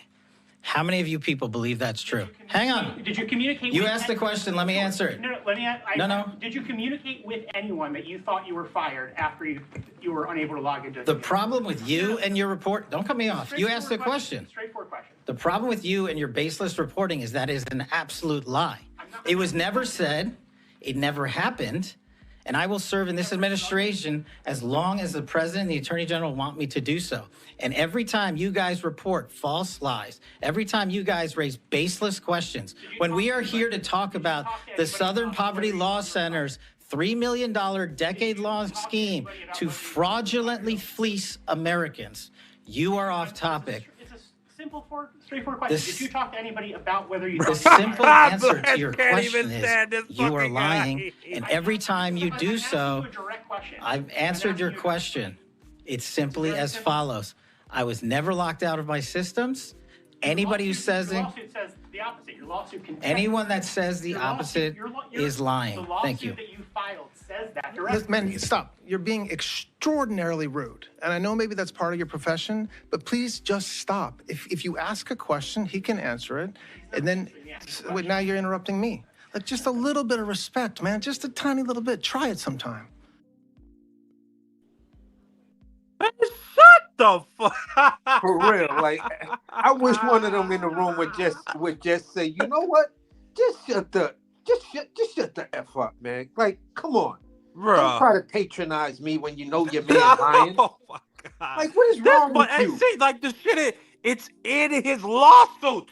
For his real. own lawyers admit that he was locked out of the computer terminal.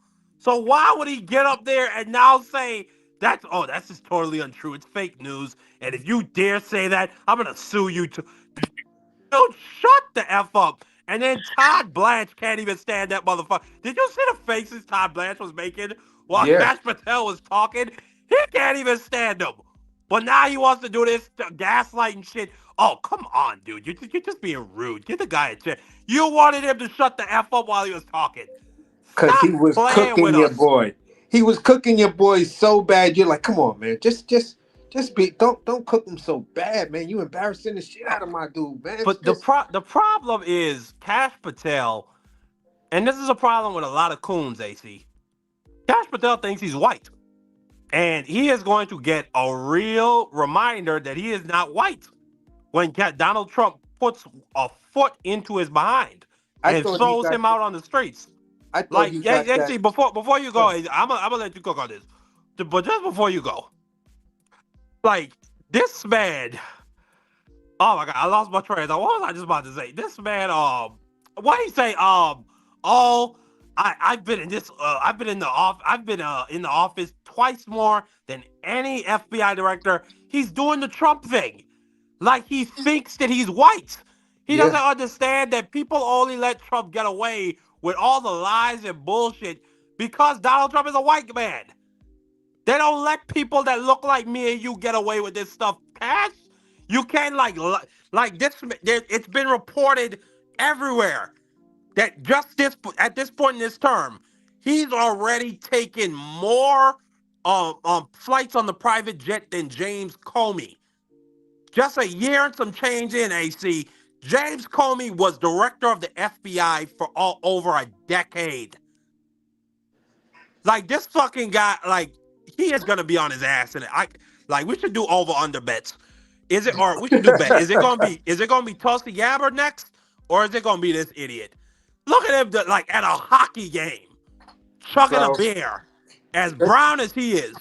Let me state it like this: when Kash Patel is ultimately thrown out, and someone or a comedian wants to spoof him, they're gonna call Aziz Ansari, if I'm pronouncing the dude right. Aziz Ansari. Yep. Yeah, they're gonna call him to be Kash Patel, and he's the perfect candidate. And he is just going to, put on a type of performance that people are gonna look and be like, no, Kash Patel really couldn't be that stupid. But they won't understand that it's even worse than what the actor is doing, because this is how this dude was in real life. This is the comedy. This is this man in real life. When you look at him in his big eyes, when you find out that, his own team, his underlings were saying, no, you don't give a guy like that a gun. That's like giving a child a loaded pistol and handing it to him with the nozzle pointed straight at their face. So he's a disgrace on the type of level that he doesn't even realize his danger.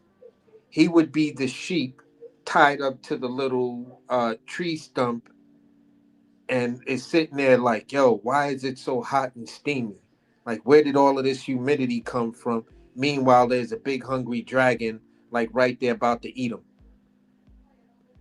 But he's thinking it's just a humid day. This is the level of person you're dealing with, Kash Patel. When you were going over the fact that, at the Charlie Kirk assassination, he's looking for a jacket so he can look like he's playing the role.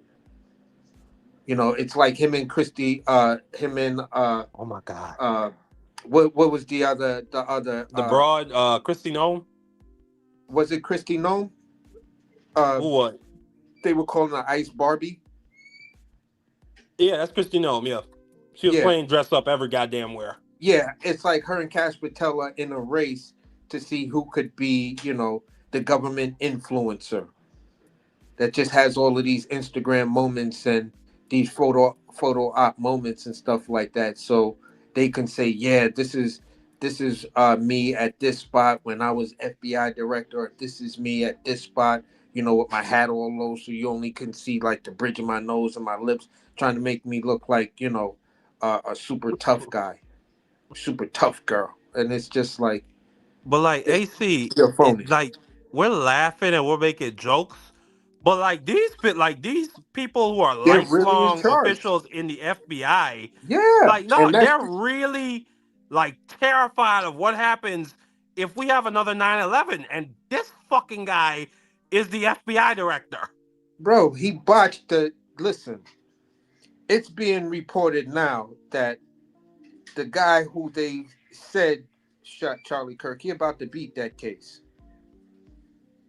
because Yeah, I've none been of the seeing. evidence. We're gonna touch on that in a future Yeah, episode, but none of yeah, the I've been evidence seeing is. that they It, can't even confirm that the rounds or that the rounds came from his rifle. yeah, and they can't That's even doubt. confirm that that's him in the videotape. That's doubt. That's more doubt. It's like, bro, there is so much reasonable doubt in the FBI's case, and in the mere fact that his team was also saying, look at what the FBI director did. They said they definitively caught the guy.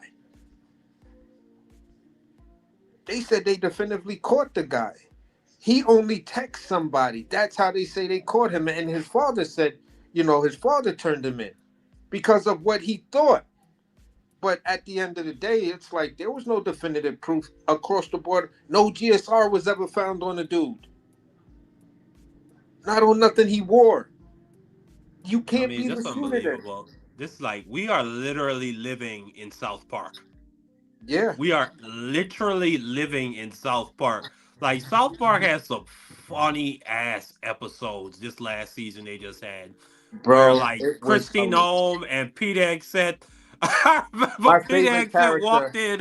Pete Exet walked into the South Park police station, and and Pete Exet was like, "Oh, give me this and that, hand over all this shit." And then the police chief said, hey, look at that spot on the ground. And Pete Exet bent over and he kicked him in his fucking ass and he fell down.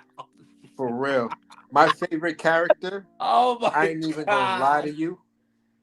I don't think said one word, was the Melania Trump character. Oh my god. And he was like, it's over in the corner. You can't see it. Oh, yeah. He said, what is that? And it's all of these dark images of Melania in that weird ass hat and that outfit, or with the Yeah, straight looking hair. like lampshade. Golly. Yo, that is just that This is just just killed too it for brutal, me. man. But when you like the real life version, it's gotta have Aziz in it, bro, because nobody's gonna deliver. I'm gonna send you it's these dudes on Instagram. They do a great job. One dude acts like he's Zoran Mamdani. The other is Cash Patel. And like Cash Patel has like a demon like on his shoulder, or when he look in the mirror, he sees the demon and he's like, "Yes, Cash. Cash, you took Donald Trump's name out of the Epstein files. Cash, we're this close to becoming white, Cash. Keep going." Oh Like, my no. god! But Wow, absolutely, this guy is a fucking clown. And like I said, over under 1.5 months at most. He's before he gets fired. I think he's Like, next to go. I think that's where I would hedge my bet that Cash is next to go. absolutely. Because say whatever you want about Donald Trump, he doesn't do the drinking. His brother Fred died from alcoholism. So he's Yeah. always looked down on alcoholics. Mm-hmm. But we're gonna move on from this embarrassment and disgrace of an FBI director, and we're gonna move to Wait. Let's hold on. I gotta revisit something. Who was the person that Donald Trump hired in his cabinet the first term, and I think they got fired within the first week because Donald Trump said he hates cigarettes and he hates the way cigarettes smell on people after they smoke cigarettes. Somebody had smoked a cigarette. It wasn't someone like huge and big with a big name or something like that. They were a staffer or someone just slightly above a staffer, where Fox News or OAN had made an issue that, oh, look at the great, he doesn't even allow people to smoke or drink around him and stuff like that, and he fired this particular person because they had smoked a cigarette and came back in and was in Donald Trump's presence smelling like cigarettes. He literally fired somebody over that. Man, I can't remember. But listen, I believe it. I believe it. I believe it. This man, I don't think he has that much long left in his job, AC. I really don't. I pray that Donald Trump fires him next so that we can have some more entertainment and so we could dance on his raccoon ass grave. He is the walking, talking embodiment of a raccoon. I'm ashamed that this man is so brown. I really am. I really am. Uh-huh. I really goddamn am. But we're gonna move on, AC. We're gonna move on to the Israel of it all. One second. I'm trying to get this thing saved so I can put this picture up. 1 second. Hold on. 1 second. Trying to get this picture in. Goddamn. But let me just move on. So, AC, we are going to have a real reckoning about our relationship with Israel and about the politicians that we have currently leading the way in both the Republican and the Democratic parties, who continue to support this fascist, apartheid, genocidal regime and state. So earlier this weekend, and I'm trying to get the picture up, but an IDF soldier was photographed in Lebanon destroying a statue of Jesus Christ, literally knocking it over and then taking a sledgehammer to Jesus' face. Literally for no reason. Just because he could. Then, on top of all of this, I really want to go into, in 1 second, I'm trying to get this picture in. Hold on. To see this.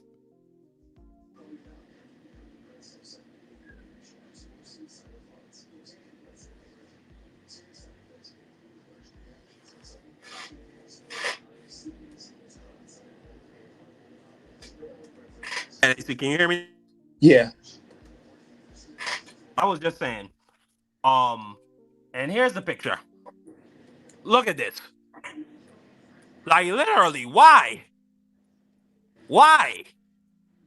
And then they'll tell you that Arabs are the Arabs and jihadists are the enemies to Christians in this region. No. These people, they blow up churches. There was only 3 churches in Gaza. They blew up all of them. For Palm Sunday, they did not allow Christians to get into the historical church. I can't remember the name of the church, but they didn't allow them to go into Jerusalem. They also did not allow the Cardinal of Rome, who has been coming to Jerusalem for over 1,000 years. They didn't even allow him to come to Israel so that he could have mass there. Now we have this photo of this IDF soldier taking a sledgehammer to Jesus Christ. This is the most moral army in the world. These are the people who tell us that Muslims are our enemies and the enemies of Christianity. In the Talmud, it actually says that Mary was a whore and that Jesus Christ is in hell boiling in a pot of excrement. Whereas Muslims, and just based on my research, but you have a different interpretation, AC, based on my research, Muslims respect Jesus. They view him as the prophet Isa. They talk about Isa performing miracles from God. They talk about his mother Miriam being a virgin and his birth being a miracle. They say that his crucifixion was not real, that it was an illusion for Isa's enemies, and that God brought Isa up to heaven. And they say that Isa will return to smite the Antichrist. Meanwhile, you got these folks taking sledgehammers to Jesus. So they don't share our values on Christianity. I know that for sure.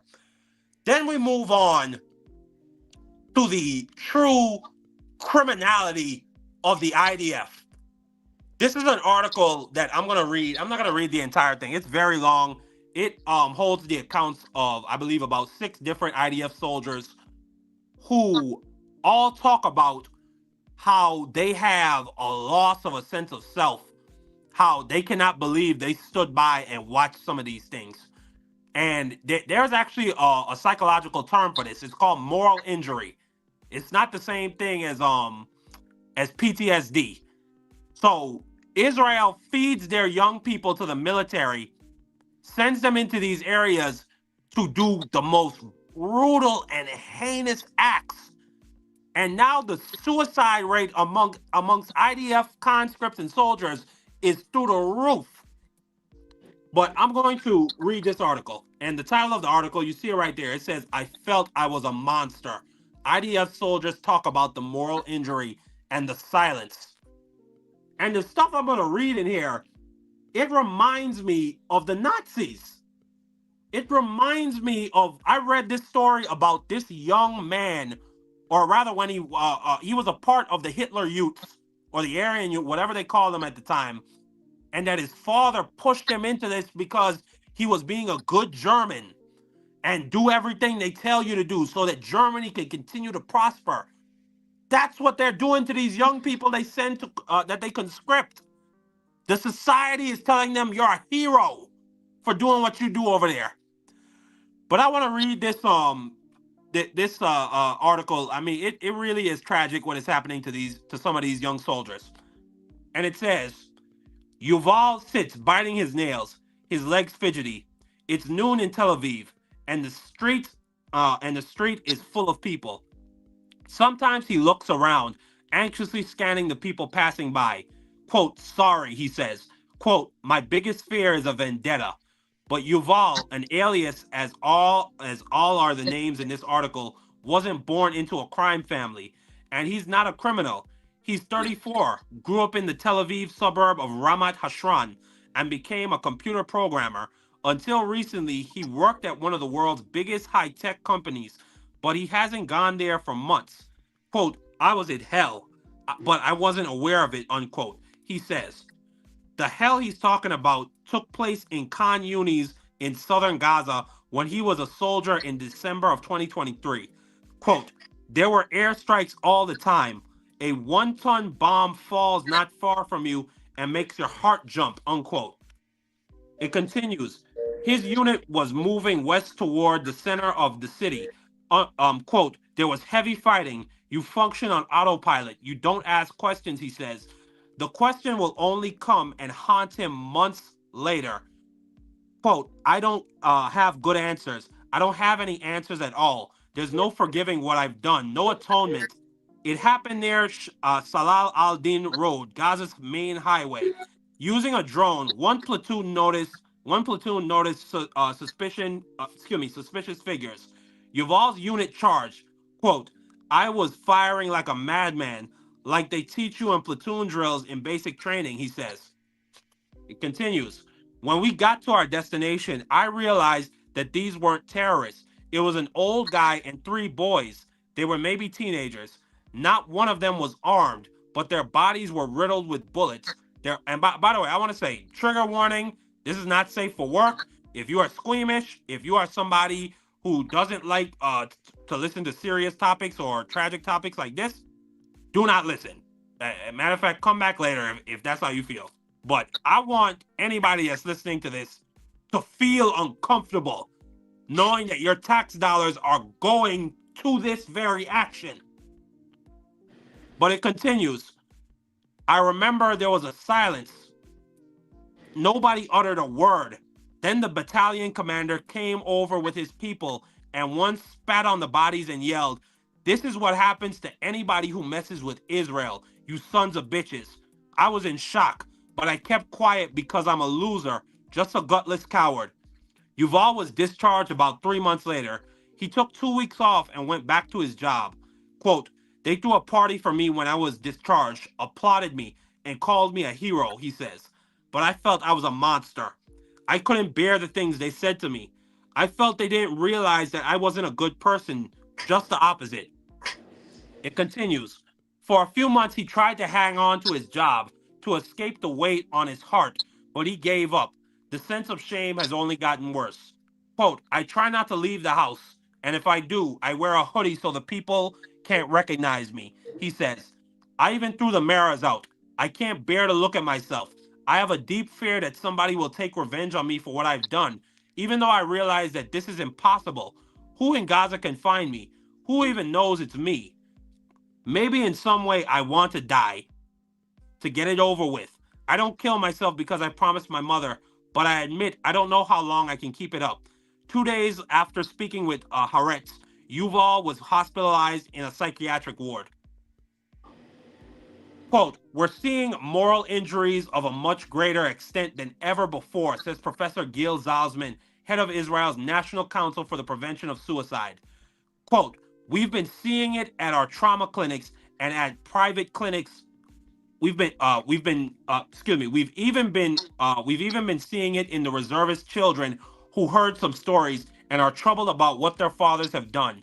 It has been reaching the second tier. The Israeli military and government haven't provided any figures, but since October's ceasefire in Gaza, the number of people seeking help for moral injuries is on the rise, Zalzman says. Sometimes these patients are classified as suffering from PTSD, but despite some overlap, moral injury is something different. According to Professor Yussi Levi Belz of the University of Haifa, quote, PTSD is a fear-based reaction caused by exposure to a traumatic incident that involved risk for the person or for people around him. Typical symptoms include overexcitement and avoidance. So they draw a very clear distinction between moral injury and PTSD. When you talk about moral injury, there is it's something where you have a complete loss of your sense of self, where your moral beliefs, your moral compass is completely violated. And you either witnessed it and you didn't do anything, or you did it yourself. And this is why you see a lot of these. There's also a report, AC, that a lot of IDF soldiers are now becoming addicted to drugs when they leave the IDF, and the crime amongst that population is also going up. This article further goes. This is a second account from a second soldier. It says, Maya lives in central Tel Aviv and studies philosophy, especially the writings of Michel Foucault. During the Gaza war, she served hundreds of days as an HR officer in armored corps battalions in the reserves. Quote, there's no connection between my daily life and my reserve duty, she says. They're two different worlds with different people. And to be honest, I also behave differently, talk differently. It's like a little bit like Dr. Jekyll and Mr. Hyde. Quote, during the war, I was exposed to the killing of innocent people, shocking things that if I had read about them in Haaretz, I would have cried out. But in reserve duty, they went by me as if they were nothing. One incident did leave a scar. It happened at an army outpost in southern Gaza. I was sitting there in the command room, Maya says. Suddenly, the soldiers on watch noticed 5 Palestinians crossing the line they weren't allowed to cross, heading for northern Gaza. She says 4 of the 5 Palestinians were killed. Quote, a few hours later, a D9 Caterpillar armored bulldozer buried them in the sand. When I asked them, they said that it was so the dogs wouldn't eat them and spread disease. The one who survived was put in a cage at the outpost, and they said we had to wait for a Shin Bet man to interrogate him. But no interrogator from the Shin Bet security service came that day. Quote, I spent that night at the outpost but couldn't fall asleep. I was the only girl there. Suddenly, a few soldiers called me, so I went with them to the cage. The Palestinians sat there, cuffed and blindfolded, and seemed to be freezing from the cold. Quote, suddenly, one of the soldiers took out his private part and started pissing on him. He told him, quote, this is for Byrie, you asshole. This is for Nova. Beirut and Nova Music Festival were two of the sites attacked by Hamas on October 7th. She then goes on, nobody could stop laughing.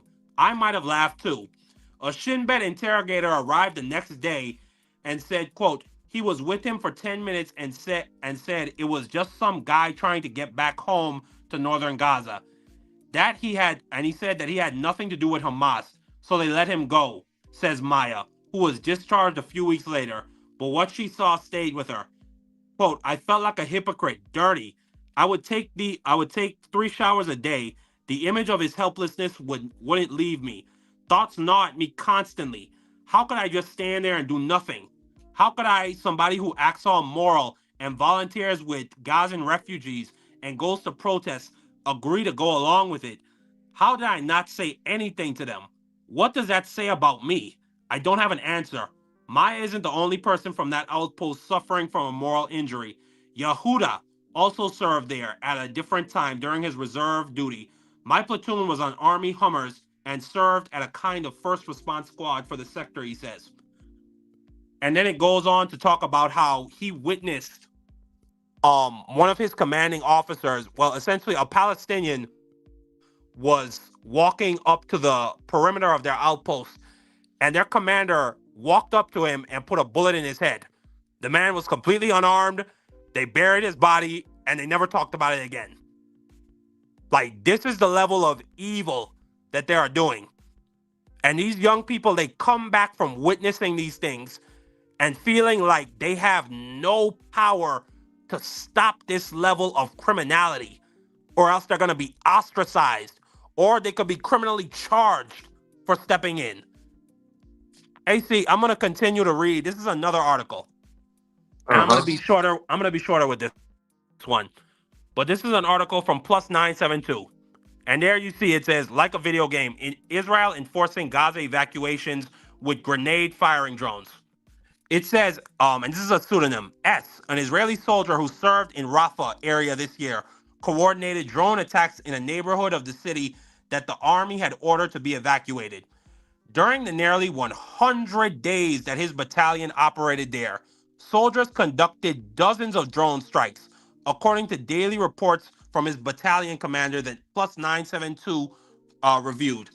It goes on to say, in the reports, all Palestinians killed were listed as terrorists. However, S testified that aside from one person found with a knife and a single encounter with armed fighters, the scores of others killed, an average of one per day in his battalion's combat zone, were unarmed. According to him, the drone strikes were carried out with the intent to kill, despite the majority of victims being located at such a distance from the soldiers that they could not have posed a threat. Quote, it was clear they were trying to return to their homes. There's no question, he explained. Quote, none of them were armed, and there was nothing was ever found near their bodies. We never fired warning shots, not at any point, he explained. None of them were armed. Nothing was ever found near their bodies at any point. Because the Palestinians were killed from far from where the soldiers were positioned, S said that their corpses weren't collected. Instead, the army left them to be eaten by stray dogs. Quote, you could see it on the drone footage, he explained. I couldn't bring myself to watch a dog eating a body, but others around me watched it.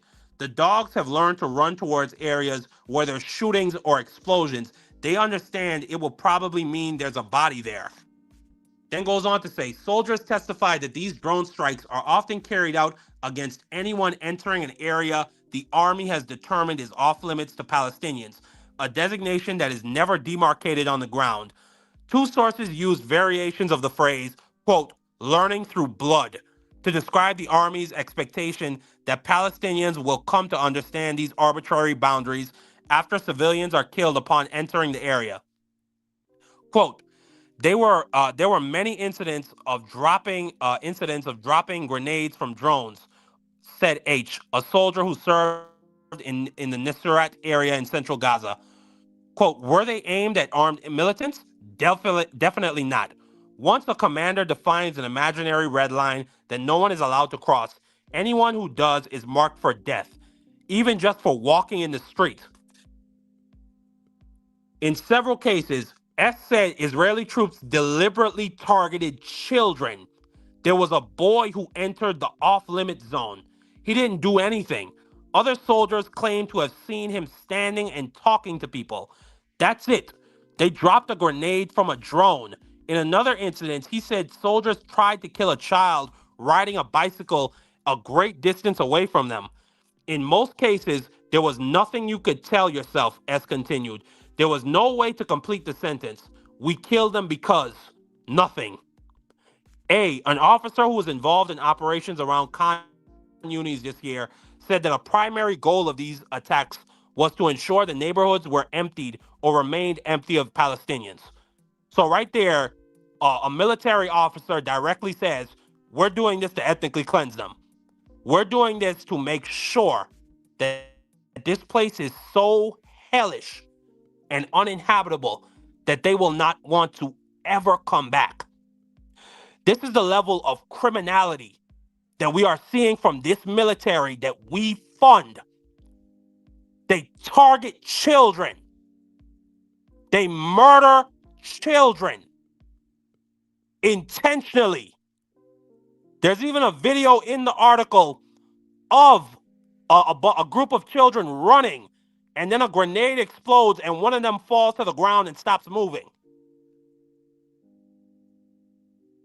And we are funding this. I want people to understand our leadership is funding this. And people tell me that this is a Netanyahu issue. No, it is not. This is a survey conducted by Hebrew University's Accord Center, where it says 87% of the supporters of the ruling coalition, Netanyahu's coalition, say that they see no innocence in the Palestinian enclave, which they're talking about Gaza and the West Bank. Then when you talk about the opposition, 73% of people that support the opposition agree with this policy. So I want to be clear, both sides of the political spectrum in Israel support this. They believe that not even children are innocent. I hear this all the time, that 800 civilians were killed on October the 7th. That Hamas is a brutal, terroristic regime. And they are. They killed 800 people that were at a music festival. Guess what? Israel has killed over 1,000 people under the age of 1. They kill babies. If this is not a terrorist regime, I don't know what is. If the IDF is not a terrorist organization, somebody needs to explain and define to me what qualifies as terrorism. And we supply these people with funding and arms to the tune of $4 billion a year. I'm going to continue. This is a poll on Polymarket. So even this upcoming election, I keep hearing people say, well, after Netanyahu gets out of office, things can go back to normal. No. But Netanyahu right now is leading in the betting markets. And Naftali Bennett, the leader of the opposition, he supports this. There is no turning back. My generation is done with these people. And I don't want to make it about all of Israeli society. I don't want to paint or generalize all these people, because I'm sure you have people just like those soldiers whose interviews I read. I'm sure that there are more of those people than not. I'm sure that there's a lot of them who grew up with Palestinian and Arab neighbors who might have been inflamed by October the 7th, but don't believe in the extermination and expulsion of all of these people. But I'm done with this. We need to cut all funding, and they need to get their country together. And there's this interview that I want to play, because I want everybody to listen and get a sense of the type of evil you are dealing with. This is a man, a Palestinian detainee, who describes being sexually assaulted on an almost daily basis. I'm not going to play the entire interview because it is that raw and horrible. But what he describes, he says that he was sexually assaulted by animals. And that Ben Gvir, the Israeli national security minister, came in and egged it on. But I want to play a piece of what he says. If you're listening to this in headphones, it's in another language. So forgive me. أنا بطلب إنه تتظلل صورتي مش خوف. أنا مش خايف من حدا. أنا خايف على أولادي. في يوم من الأيام إنه حدا يعايرهم إنه أنت اللي أبوك عمل فيه الكلب. اعتقلت هذا الاعتقال وهو كان ترتيبه الخامس في حياتي. مجرد إنه وضعت إجرك في سجن عوفر أنت هان تركت خلفك إنسانيتك الحقيقية. أنت لا تعامل كإنسان، أنت تعامل كحيوان يتم التجريد من كامل ملابسك كليا.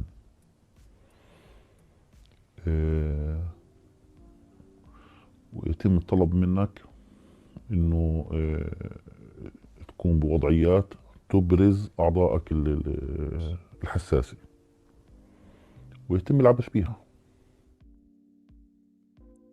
And it goes on further where he talks about being taken to a bathroom, his head shoved in a toilet while he's naked, his arms behind his back handcuffed, and they violate him with a dog. I want people to really get a sense of the evil that you are funding with your tax dollars. That these people like Chuck Schumer just voted to send more money. These people like Hakeem Jeffries. These people like Mike Johnson, John Thune, Donald Trump, and I'm going to even say it, Barack Obama, Joe Biden. All of these people are complicit. You put money in these people's pockets. And I am incensed. I cannot believe that I grew up with such a rosy picture of the United States of America and of Israel. My father used to show me, because my father served in the Navy, and he used to show me all these military documentaries of wars and different campaigns. And he showed me the 6 Day War, where Israel in I believe 1967 faced, I believe, 6 different Arab armies trying to invade and destroy the state of Israel. And in 6 days, Israel defeated all of them. And I said, wow, what an unbelievable story. Why are these Arabs so hateful? Why can't they just let these people that came out of the Holocaust live in peace? And now I'm a grown man and I know the truth. They stole that land. They colonized these people. The Palestinians welcomed them with open arms, and the Israelis came back with guns and forced them into the Gaza Strip. 3 out of 4 people that were alive in the Gaza Strip are descended from those people from what was called the first Nakba.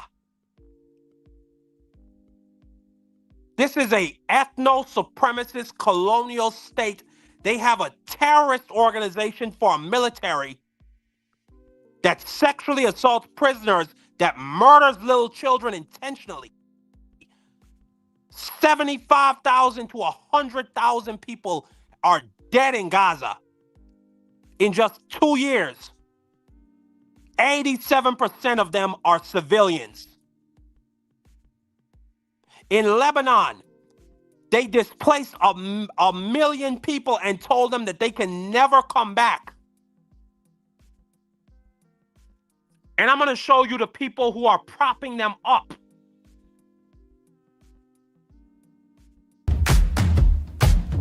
Well, I appreciate the relationship that I've had with AIPAC from the very beginning of my congressional journey. The pro-Israel community fully embraced me. AIPAC played a very important role in my political campaign. I think it really helped it take off.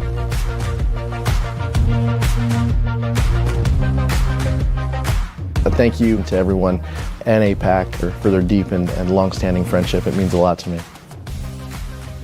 Everybody but me has an AIPAC person. What does that mean, an AIPAC person? It's like your babysitter, your AIPAC babysitter, who is always talking to you for AIPAC. They're probably a constituent in your district, but they are, firmly embedded in AIPAC. And every member has something like this? I don't know how it works on the Democrat side, but that's how it works on the Republican side. Why have I never heard this before?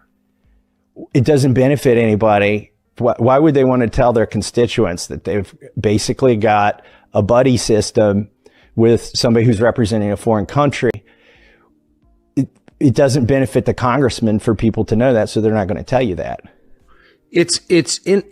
Have you seen any other country do anything like this? Like no. Russia obviously determines the outcome of our elections. We keep hearing that. Does anyone have a Putin guy that they talk to? Not only do they not have a Putin guy, look, they don't have a Britain guy. They don't have an Australian guy. They don't have a Germany dude. Like, it's the only country that does this, that has somebody that, like, uniformly, I guarantee there's some spreadsheet at AIPAC where the AIPAC dude who's matched up with the congressman is there. They own our politicians. They own our leader. This is not no conspiracy theory.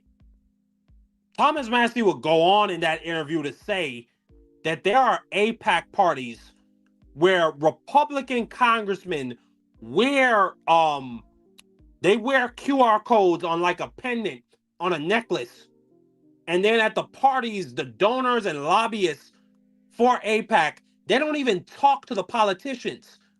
They talk to the AIPAC handler, and then when they're ready to donate, they scan the QR code and move on. We have been conquered by a foreign country.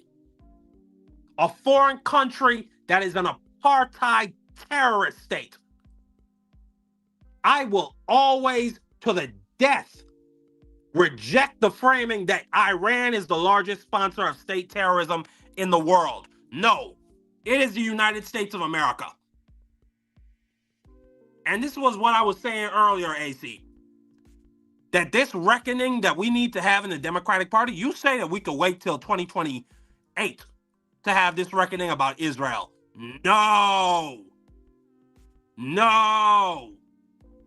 This is a now issue. This is a now issue. If we allow the Republicans to get wiped out this year, and Hakeem Jeffries and Chuck Schumer are still in leadership, and we have more AIPAC Democratic slaves, Marjorie Taylor Greene and Thomas Massie are going to be president in 2028. Because it's going to be the same thing that happened to Kamala Harris. No matter how much Kamala Harris tried to distance herself from the trans issues, they continue to play that clip of Kamala Harris saying that she would support sex change surgeries for illegal immigrants, specifically for prisoners. And in that same way, if Hakeem Jeffries, by some act of God, by act of the devil, becomes president becomes a nominee in 2028, they are going to play that clip again and again and again and again. We love Israel. We support Israel. And you see right here, this is a Gallup poll. Gallup has been tracking support for Palestinians versus Israel since the year 2002. This is an over a 20-year running poll. For the first time, a majority of Americans have more sympathy for Palestinians than Israelis. And you see the large dip. It's only getting worse for Israelis, and that number is only going up by a sharp margin for the Palestinians. It goes on. Gen Z voters, people 18 to 34 and millennials, 53% and rising support the Palestinians. 23% support the Israelis, and that's continuing to fall. Independents, they support the Palestinians, and that's only continuing to rise. And they have no sympathy for the Israelis. That's continuing to fall. People 35 to 54, again, are more in favor of the Palestinians. And look how sharp the rise is. Even boomers are beginning to come along with the trend. I'm telling you right now, and I'm going to let you come in right now, AC. If Hakeem Jeffries or any of these AIPAC people take control of the Democratic Party, we are going to lose in 2028. This is a now issue. We cannot wait. We cannot wait. We need to have this reckoning right now. And people will tell me, oh, you're yelling, you're being too emotional. You're damn right. I come from freedom fighters. My uncle Cletus St. Paul was a black communist revolutionary in Grenada. He helped to drive out Mongoose Gang, which was a paramilitary secret police for the former dictator, prime minister that we had there. My mother's boss, Michael Joseph, who God bless him. Because right now he's in hospice. And he's not going to be with us much longer. And I'm going to have an episode honoring him. He fought for people. 100 people were going to be out on the streets and evicted if Michael Joseph didn't step in and help them. My mother risked deportation by standing up against South African apartheid. Back when they were calling Nelson Mandela a terrorist, and she was at Texas Southern University getting her Juris Doctorate. Right now, I have a little flag of Israel in front of my business. You have to step on Israel to get in here. And I have a list of different products. And I've gone more in depth than the franchises, AC. That support Israel. And I make it clear to everybody on this island, do not support this. Do not give your money to these people. They are the devil disguised. They are devils disguised as human beings. And our party needs to have this reckoning now. I cannot wait till 2028. Just know it, because just knowing that even $1 of American taxpayer dollars is going to this type of evil, I cannot stomach it. I really cannot. But AC, I went for a long time on this, but I'm very passionate on this issue. I believe that these people are the Nazis of our time. And I'm not going to stand off that issue. But what's your thoughts on the Israel of it all? And then I want you to come back and comment on the fact that our politicians have been captured by their lobbies. Well,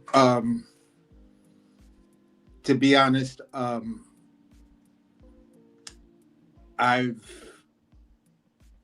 on a different scale. Basically, if I'm going to go after someone, I'm going to make sure that I really have all of the culprits, and I'm just not going to just name it on two because of what's going on in most recent. Now, you read the Gallup poll, and that Gallup poll said for the first, and you quoted for the first time. By the way, AC, before you go, that Gallup poll was literally published the day before the Iran war started. So okay, if but it's it taken doesn't. Again, it doesn't. Yeah, go ahead. My bad. Go ahead. But it's just to show a picture, and it has nothing to do with the war itself. It's to show the picture that, Okay, this Gallup poll says for the first time, this polling is on the opposite side, where more people are leaning against Israel and the Israeli government actions. So when you say that, and you look at America coming out 11 minutes after Israel declares its independence in 1948, and then America starts funding Israel with money and military in 1960. So in between there, AIPAC is basically under another name. It's more like a leaflet. It's not the AIPAC that's the PAC, the super PAC that more people are mad at. They're mad at the super PAC portion of AIPAC, not the AIPAC that existed since 1954, when it filed for its paperwork and it's filed for everything that it needed to file for as a lobby group. So that's been going on since 1954. Since 54, I hear where people want to talk about the AIPAC Democrats and stuff like that, and the Chuck Schumer, and play the video of this. But why doesn't anybody play the video of before this Israel and Iran, Israel and Palestine war started? Bernie Sanders came out and he was like, no, Israel has a right to exist. When the Israeli government, when those Palestinians killed those Israeli soldiers and stuff like that, or killed those Israelis, blah, blah, blah. But the truth then comes out that Israel started that whole thing. So Bernie never retracted on that. So he's on record saying that he supports Israel and their right to exist. This guy's been in office for 34 freaking years. He's held public office. When you look at his record, he's only one time he did not support Israel. One time he did not support funding Israel. And that was for something specific. All the other times he's been in office, when you mention Barack Obama, when you mention the Clintons, and when you mention all of these other people, guess who was there? Bernie freaking Sanders voting for that stuff. So at the end of the day, you could say what you want about Chuck Schumer. He's been there just as long as Bernie. Hakeem Jeffrey has not been there as long as Bernie Sanders. That's an absolute fact based on age and the math. So when it comes down to it, and we're talking about what Israel is doing right now, Israel's been doing this type of shit since the 60s when America started giving them funding. There was no freaking reason. When you really go back and you look at the history of Israel, when they first took Palestine, when they first took Gaza, it was because of our interests, America's interests, that put Israel into power. And now the younger people are pissed off that the fucking dog that's been in the yard for America, that's been America's attack dog over in that territory over there, is now out of control. Well, here we go. We got ICE over here that's killing people who have a right to be here, shooting Americans in the street, beating people up.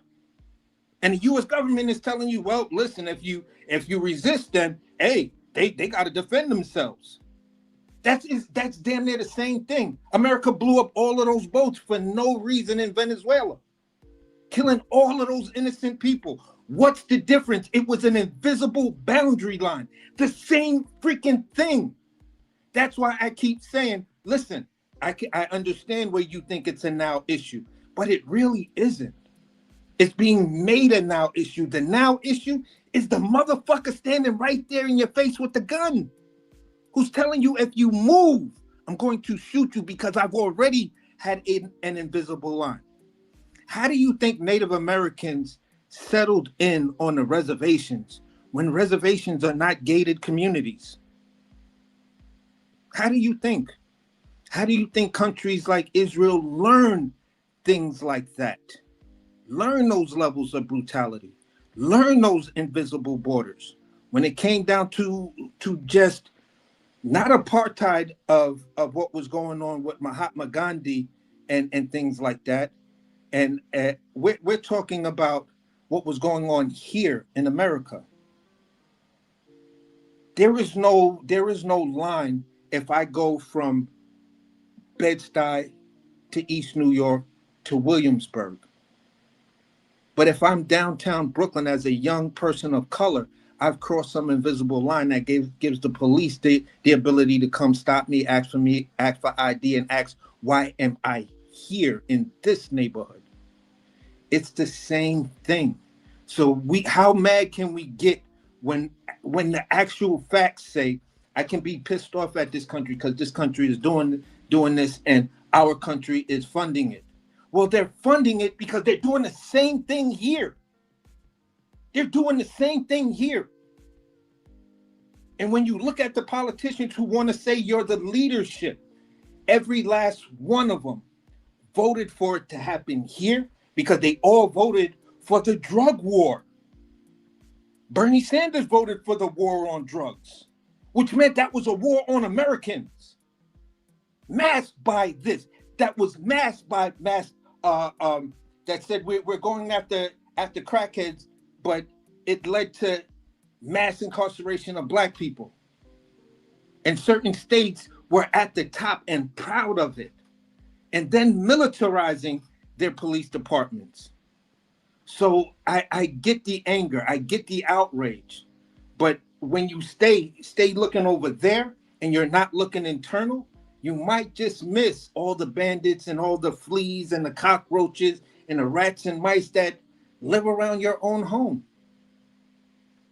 Sometimes you don't see it because you've always grew up in a house that had mice, roaches, and stuff, and it's just part of living. Oh, let me put a mouse trap down. Oh, we caught a new mouse. But that doesn't mean the house isn't infested. And that's what I'm talking about. I get the anger for that over there, but we're doing the same thing here. Except we're just not being as brutal on front page as it is. When you look at how the courts let Trayvon Martin die and then tried to paint him as a criminal, as a thug, because he wore a hoodie. When you look at what they said about, I forget the woman's name who was shot by ICE, because she was gay. Renee Nicole Good. Yeah, and Renee Good and Renee Nicole Good. So when you look at that and how they tried to make her seem like her death wasn't as important as the veteran nurse death, then that tells you something. That tells you something. That tells you the battle is actually here. We have to win the battle here. If we win the battle here, then guess what? The politicians that are fighting this battle to fix it here, we already know what we're going to do when we get over there. Like, bro, that funding is cut. Unless it's humanitarian aid for food or medicines and shit, no, we're not giving you no more money for military. We're trying to downsize our own military, like what was going on in Barack Obama's term. The military was actually coming to him and say, listen, we don't use a lot of this money y'all keep allocating for us. So listen, if you want to scale back our budget, we're more than happy to, because we're not in the process of making weapons to kill people anymore. I agree with you 1,000%. ICE, they are a group of mass thugs. They act lawless, and like you just laid out, they murder American citizens, and they even kidnap Native Americans and hold them like they're immigrants. Yes. I hear you on all. Not only do I hear you, I feel you, because we've had these conversations, and I am not like I am outside my body angry whenever I see stuff like that, especially when I see them harassing children and going to schools. And then I saw in New Jersey, the ICE pulled up to the school and the whole crowd of little children started running. I saw them tear gas on elementary school. Not only that, they dress like the IDF. They dress just like the IDF. But my problem, AC, is you understand Marjorie Taylor Greene actually supports all of that? Tucker Carlson, somebody who people are saying could run for president in 2028, he supports all of that? Thomas Massey, somebody who, despite the fact we might agree with Thomas Massey on things like the Epstein files and on Israel, Thomas Massey supports mass deportation. Hey, And he listen, the was reality. not again, and he did not come out and condemn what happened to Alex Preddy or what happened to Renee Nicole Good. Yeah, but So the do we reality want is, to risk these people getting in office in 2028 but the off reality of the back of is this, Israel? Marky. The reality is this: prior to Barack Obama, no sitting president prior to Barack Obama deported as many people as Barack Obama did within his first 2 terms. The only other person that comes close to that level of deportations is Donald Trump. And I don't think Donald Trump is still Actually, Joe Biden. Is Joe Biden number 2? Oh, Joe, because he basically, he brought back Obama's No, he had Title 42 after COVID. Yeah, which was a Trump thing. Yeah. So at the end of the day, it's. But AC, even you with can that, kind of say it, but on what the point I'm trying to get to is this: is that we fund. And when you talked about those numbers from the Israeli government, when you talk about Democrats who voted, who were like in many different states, when we talk about homeboy down in Florida, Moskowitz, Jared Moskowitz, yeah, they all were like, look, we have no problem with the immigration issue. We're on board with your immigration issues and blah blah blah blah blah. So on both sides, and many other different levels of politicians were on board with these mass deportations, whether they were done by Democrats or Republicans. They had no issue with ICE until ICE became brutal.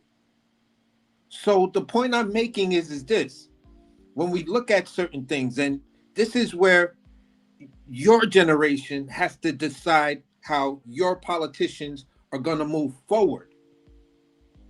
And this is why I get you. And I'm not trying to, I don't try to get at you like, like we're in some, generational, oh, you youngin' and you just don't know nothing about the world type of shit.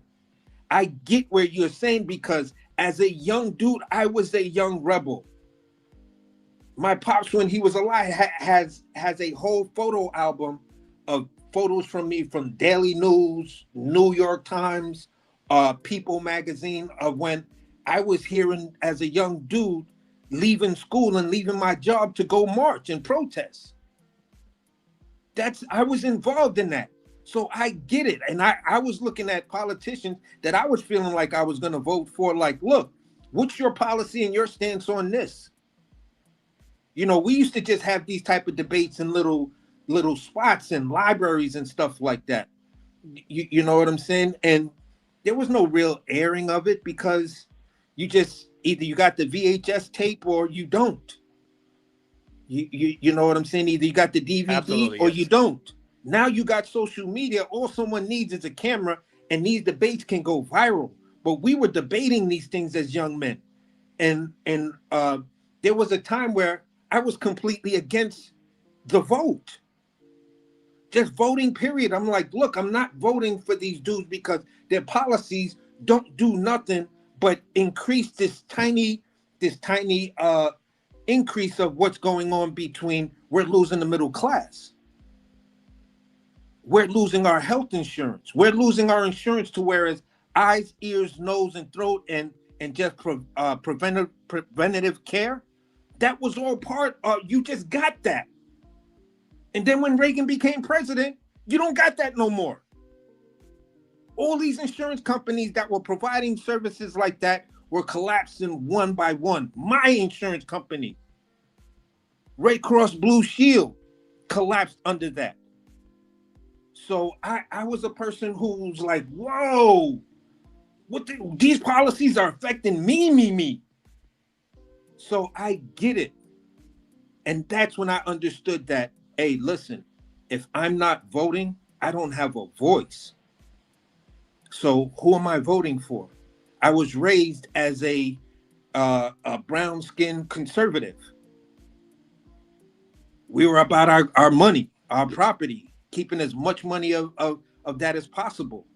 We were the generation to whereas like, look, I ain't got a problem with a billionaire or millionaire. I want to be one. Oh, hold on 1 second, AC. Travel is my business. Turn on your camera.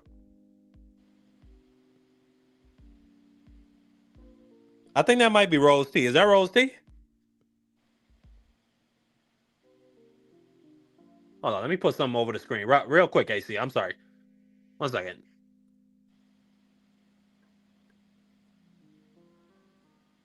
Travel is my business. What's up?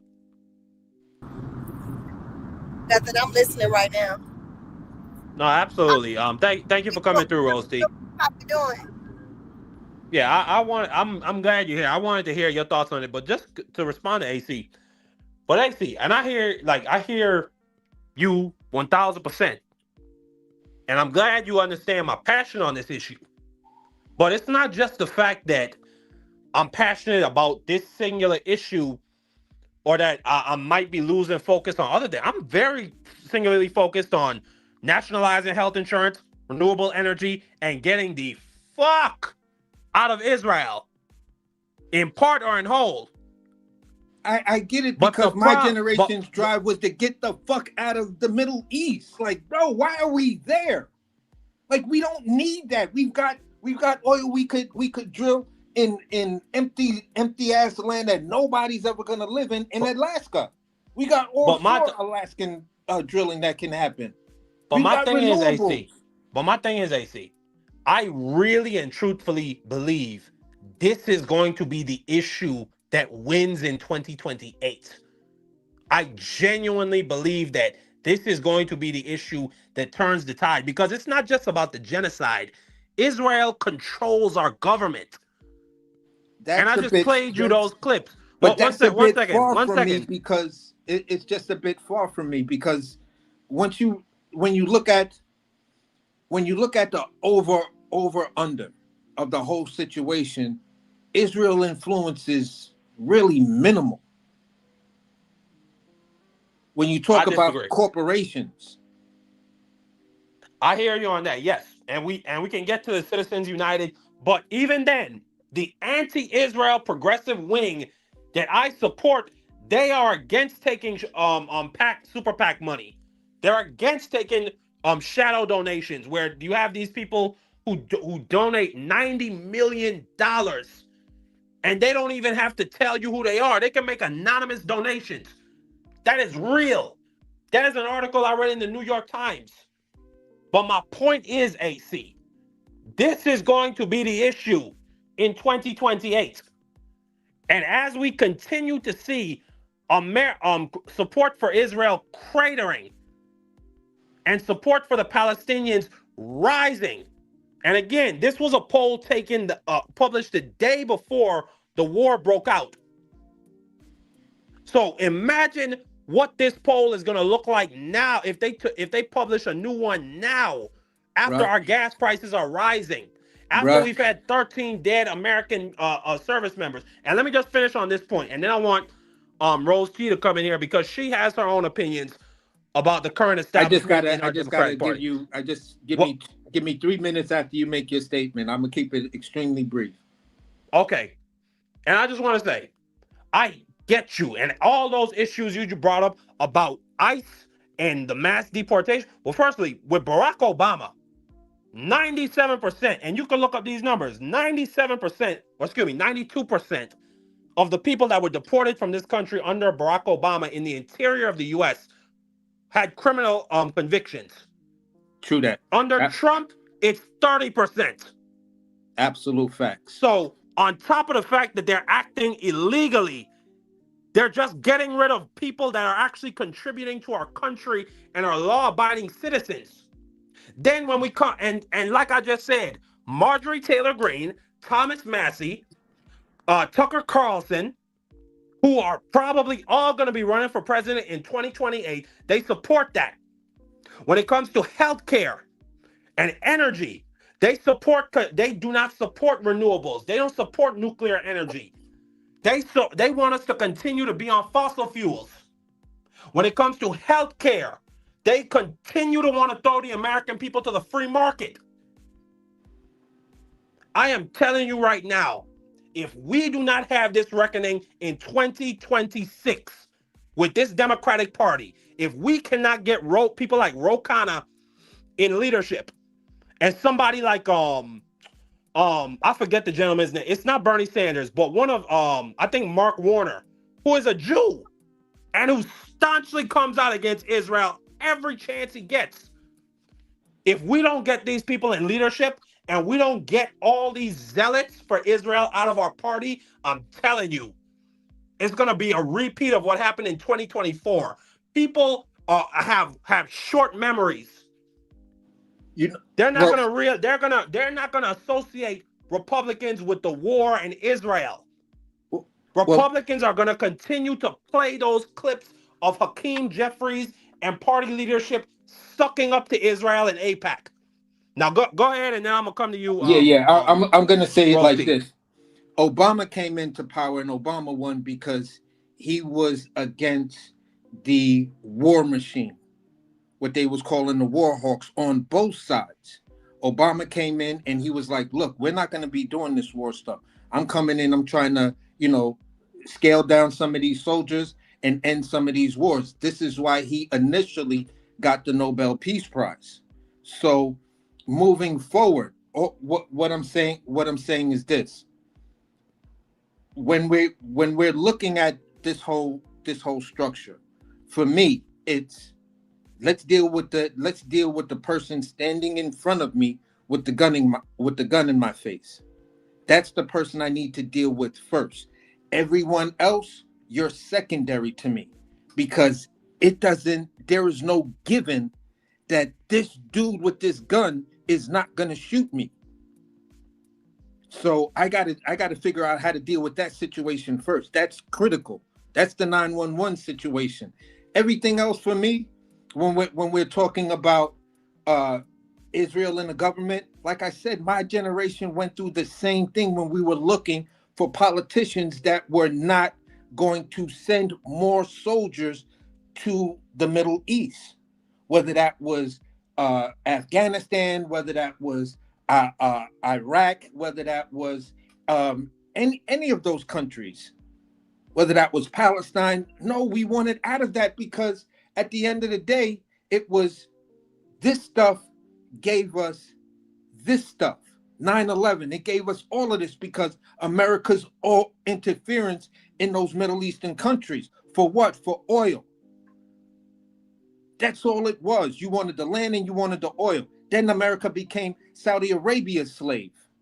And then America chose to overthrow Saudi Arabia or get into it with Saudi Arabia. So my generation has gone through it for my whole almost my whole entire teenage years and young adult years, because we were in these wars that extended all the way from Ronald Reagan, the Iran-Contra affair, looking at Bin Laden and stuff like that, sitting there testifying on behalf of the U.S. government, saying that this dude and Saddam Hussein are the bad guys. And that's right there. That footage is still there. But us young dudes were outraged that America put this dude that is a terrorist, who's going to eventually turn and turn on you. You said, yeah, we're going to put him in charge. And it's just like, bro, we've been watching our government. I've been watching our government over in that area just completely get it wrong, no matter who the president is. No matter who the president is, because you can't monitor something.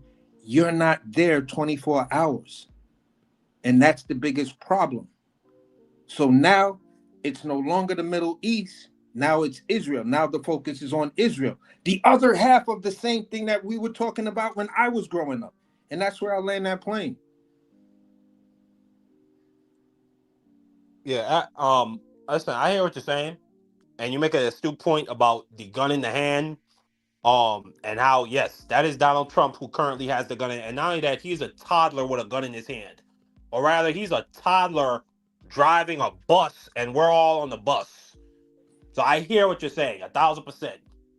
I'm just saying that we could potentially have, and we have this conversation about what if Trump was smarter. We could potentially have that if Marjorie Taylor Greene or Thomas Massey get in power. Because I don't give a fuck what nobody say. Marjorie Taylor Greene cannot fool me.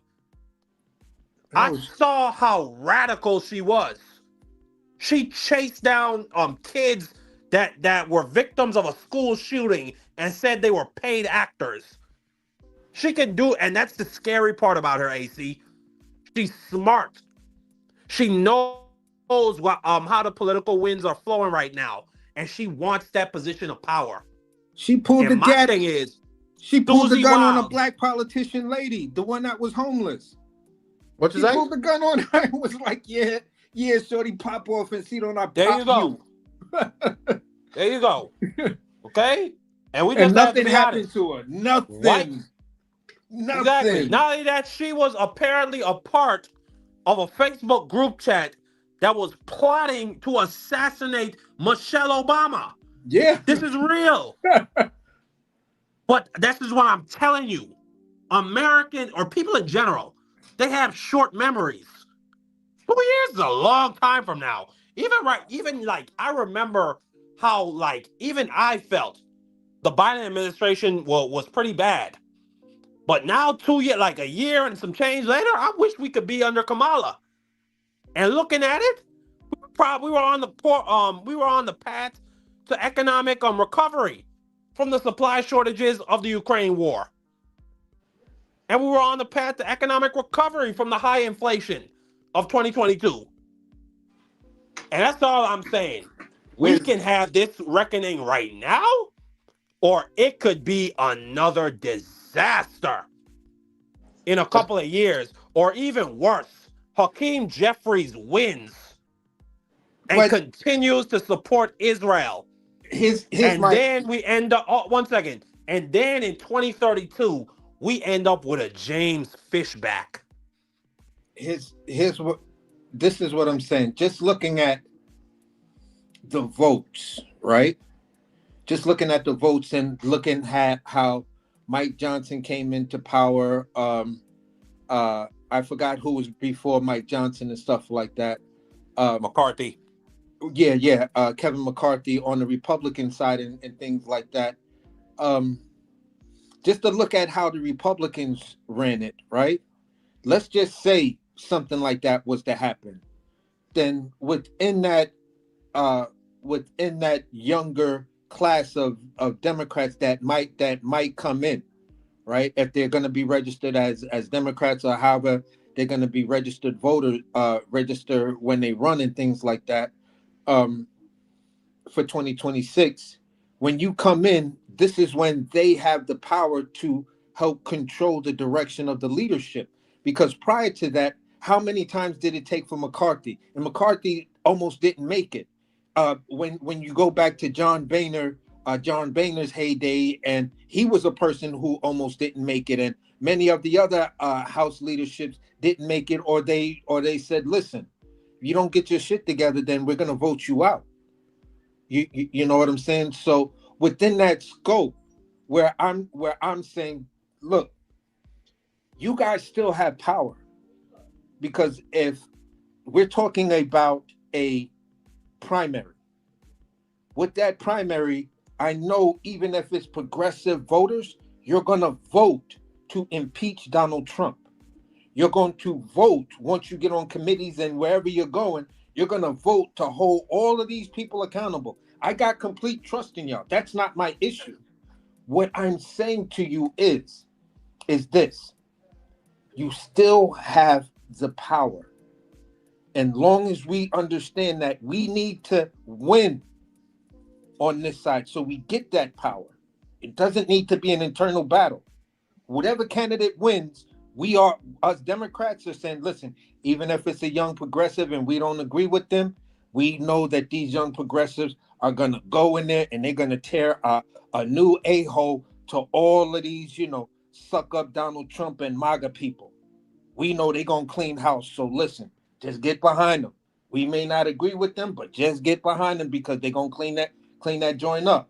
That's what young people supposed to do. As long as they ain't on the Mamdani type of timing. Exactly. As long as they ain't about nationalizing or socializing fucking the housing market or grocery stores. I would get it if you were against it for that. But I hear what you say, yes. Party unity behind and against exactly, MAGA. No matter who the candidate is. We're never going to get 100% of who we want as the candidate, but the job is to get in, get this stuff going inside of Congress, get these people out, hold them accountable, send the criminal referrals. Hopefully, 2028, the same thing, the same amount of energy is behind it, and we get a Democrat president that'll just say, you know what? I'm not gonna go with the Republican as the lead guy. You know what I'm saying? Because I learned the lesson, and America learned the lesson with Merrick Garland. We're gonna put somebody in there that's actually gonna go there. And hey, Miss Letitia James, how would you like this job right here? Yeah. You feel what you know what I'm saying? Or Kenneth Smith? Man, Pittsburgh T, you voted for Donald Trump. Shut your ass up. You don't get to tell nobody or laugh at nobody for how they vote. Shut your ass up, boy. So the whole point I'm saying is between 2026 and 2028, we can start cleaning it up. 2032, we know, the Democrats know that vote, we're going to lose that vote because we're going to lose it to the young, rightfully so angry, who've been sitting on the sidelines, who grew up with all of this mess that we created from way back when. We kept in my generation, there were older Democrats and stuff like that. Like, look, we got to get this together because in the next couple of cycles, these young people are going to grow up with this stuff and they're not going to be happy with the Democratic Party. We knew that. But then after Barack Obama, we got Donald Trump. We were supposed to try to continue that. It was actually supposed to start with I forgot the dude's name that lost the second time to the Bush son. That was the vice president to Bill Clinton. Damn, I don't even remember who Bill Clinton's vice president is, to tell you the truth. It was the tall white guy with the dark brown hair. I don't remember his name. I'll probably remember it way after the live is done, but it was supposed to be with that guy, right? But he loses and he concedes and stuff like that, knowing that Al Gore. Yeah, Al Gore. Wow. Al Gore. It was supposed to start with Al Gore, then move into just Democrat after Democrat after Democrat, so we can clean up the Middle East. So we're leaving a Congress for the young people who will be coming in to take over Congress and stuff like that. It's cleaned up. It's not looking so swampish. It's looking like things can actually work. But that didn't happen because then identity politics came into play and everything was all about identity. Tea parties and, Barack Obama's black and we can't have a black, president and the tan suit and all of this other kind of stuff. So I get y'all point. 2032, us older Democrats know, listen, we ain't got no voice in that one, bro. That's all them young people. We gonna get trounced by this new ideology. That's just a matter of fact. There's nothing we can do about it. You know what I'm saying? Because it's gonna be compounded by the next newer generation of young voters that are like, look, why didn't this happen then? Because the person with the gun to our heads was Donald Trump, and we had to get rid of him. And that's the only reason why we conceded. Everybody came together to get rid of the bigger picture. And then we said, young people, it's all yours. This is your political stage. Y'all want to get rid of Hakeem Jeffries. Y'all want to bury these old thoughts. Get rid of them. They're old thoughts. New politics is not what it was when I was growing up. Much more action. The language is different. If someone was to say, you know, oh, you son of a bitch, or on a hot mic in my generation of politics, you will be having a speech within the next 2 weeks talking about, you know, my inappropriate language does not reflect the type of leadership that I would want to bring to office, and blah, blah, blah, blah, blah. And then they would go away somewhere. Absolutely. But yeah, I wanted to make sure we had this discussion. And by the way, Roasty said she's gonna fight you when I go live. We're gonna go live this Sunday. But we got at least 2 or 3 more topics I want to get through. But I needed to talk about this Israel issue. I genuinely feel this. I don't care if YouTube hits me with a bat. I really don't care. They are the Nazis of our time. Just some of those things that I read in those news articles are beyond belief. That man who described being sexually assaulted by a dog, that is a regular thing that happens in Israeli prisons, AC. And then Ben-Gvir gets on the news. He brings a news camera in there while he has like a German shepherd on a leash, and he's talking shit to these Palestinians that are laying on their bellies. Like, no, absolutely not. I'm not for none of that. I will never support a dime of U.S. tax dollars going over there. But Pittsburgh T will continue to vote for the people that will send those tax dollars over there. But anyway, a couple more times. I actually was supposed to bring this topic up earlier, AC. So the Virginia redistricting referendum, it passed. You see it right there. 51% of Virginia's voters agreed. They said, yes, we are going to counter Republican gerrymandering. I will just say, good on you, Democrats. Good on you. Because one of the big problems in our democracy is that everything is kind of like a gentleman's agreement when it comes to our norms. Like when it comes to the Supreme Court nominees. Like, I was incensed when I really go into the history of Mitch McConnell not allowing Barack Obama to pick his Supreme Court justice out the door, and he makes up these excuses. Oh, it should be up to the people. Well, let the next the next presidential candidate choose the Supreme Court justice. It should be up to the people. Let them choose it. Then when Ruth Bader Ginsburg passes away, God rest her soul, that was a great woman. Chuck Schumer, who I will say he was a minority leader, but still, he could have did a lot to stall it out. To stall out the next confirmation until the 2020 elections were done. He could have did a lot to stall that out, AC, and he did not, because he wanted to show that Democrats are different. We believe in our norms. We believe in playing fair. Like, just fucking weak, just weak. And as a result, now we got a 6-3 conservative majority court. I am happy that you have these Democratic states that are meeting this moment, that are not allowing Republicans to cheat and to redraw maps that give them 5 more seats.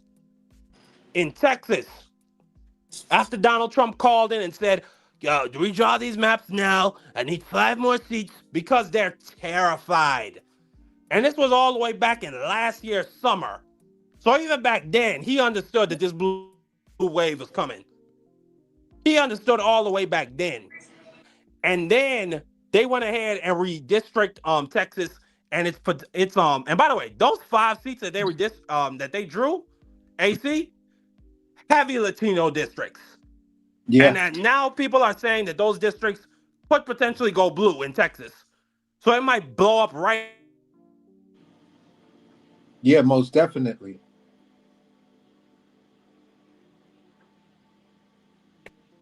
I'm sorry, can you hear me? Yeah, I can hear you. Yeah, I got a phone call. Like, people just love to call all day long. They don't call me. Now they want to call me, bro. I don't understand y'all. I really don't. Hold on. Give me one. Let me block this person. Second. Okay, it really don't make no sense. All day long. But here's one part. Hold on. Can you hear me, AC? Yeah, I can hear you loud and clear. Well, one second. No, I wasn't finished. I wasn't finished. Right. Hold on. So, like I said, Ohio just redrew their map so they could pick up another seat. Missouri redrew their map so they could pick up another seat. We had what's the fourth state? North Carolina.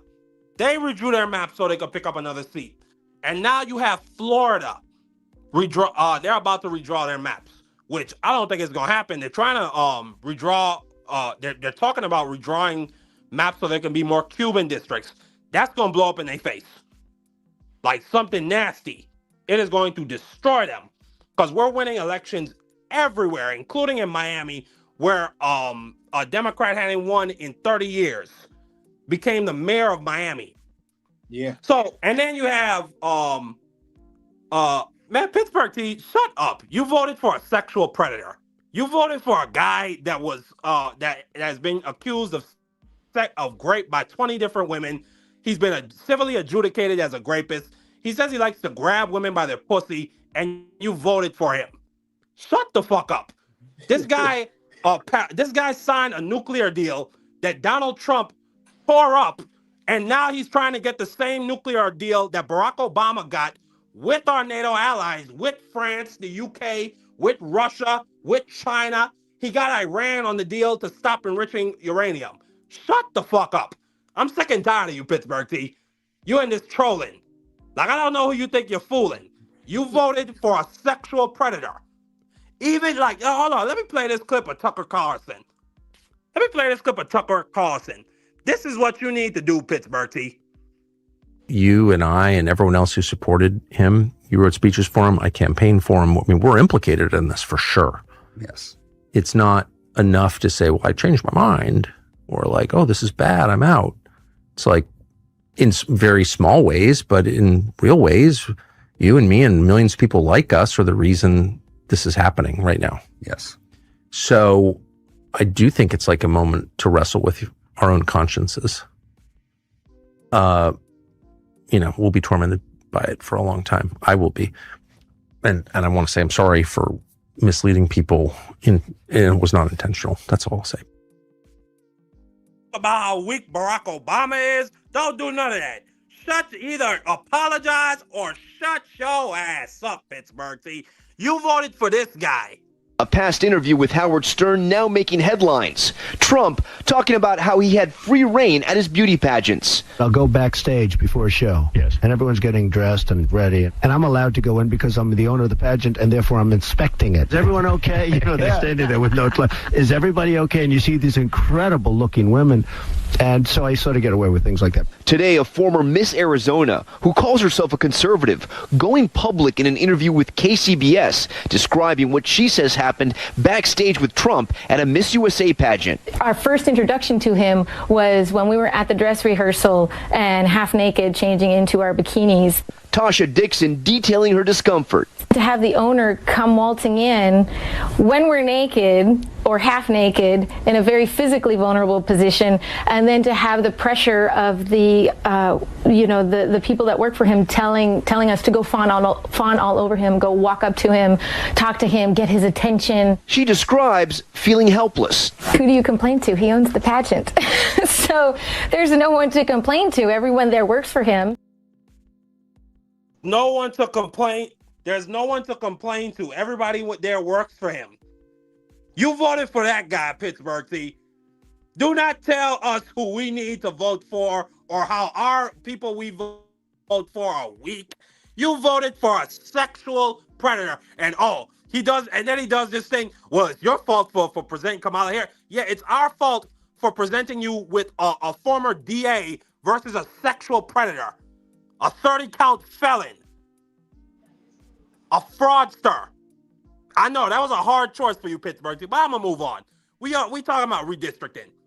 AC, like I was saying, I'm happy that Democrats are meeting this moment. California redistrict, put a referendum out to redistrict, and now Virginia has put a referendum out to redistrict. And there's potential word that Maryland could be the next state. So I'm happy with this because Republicans, just like with the Mitch McConnell thing with Barack Obama's Supreme Court nominee, they like to do this thing where, again, the gentleman agreement about the norms. It's like, imagine we're in a fight and me and you are adversaries, and we both agree, okay, let's fight hand to hand. You know what I'm saying? It's only hands. And then the other dude pulls out a fucking knife. And then once I go pick up a goddamn bat, the dude with the knife said, whoa, wait, what are you doing? You're supposed to fight with your hands.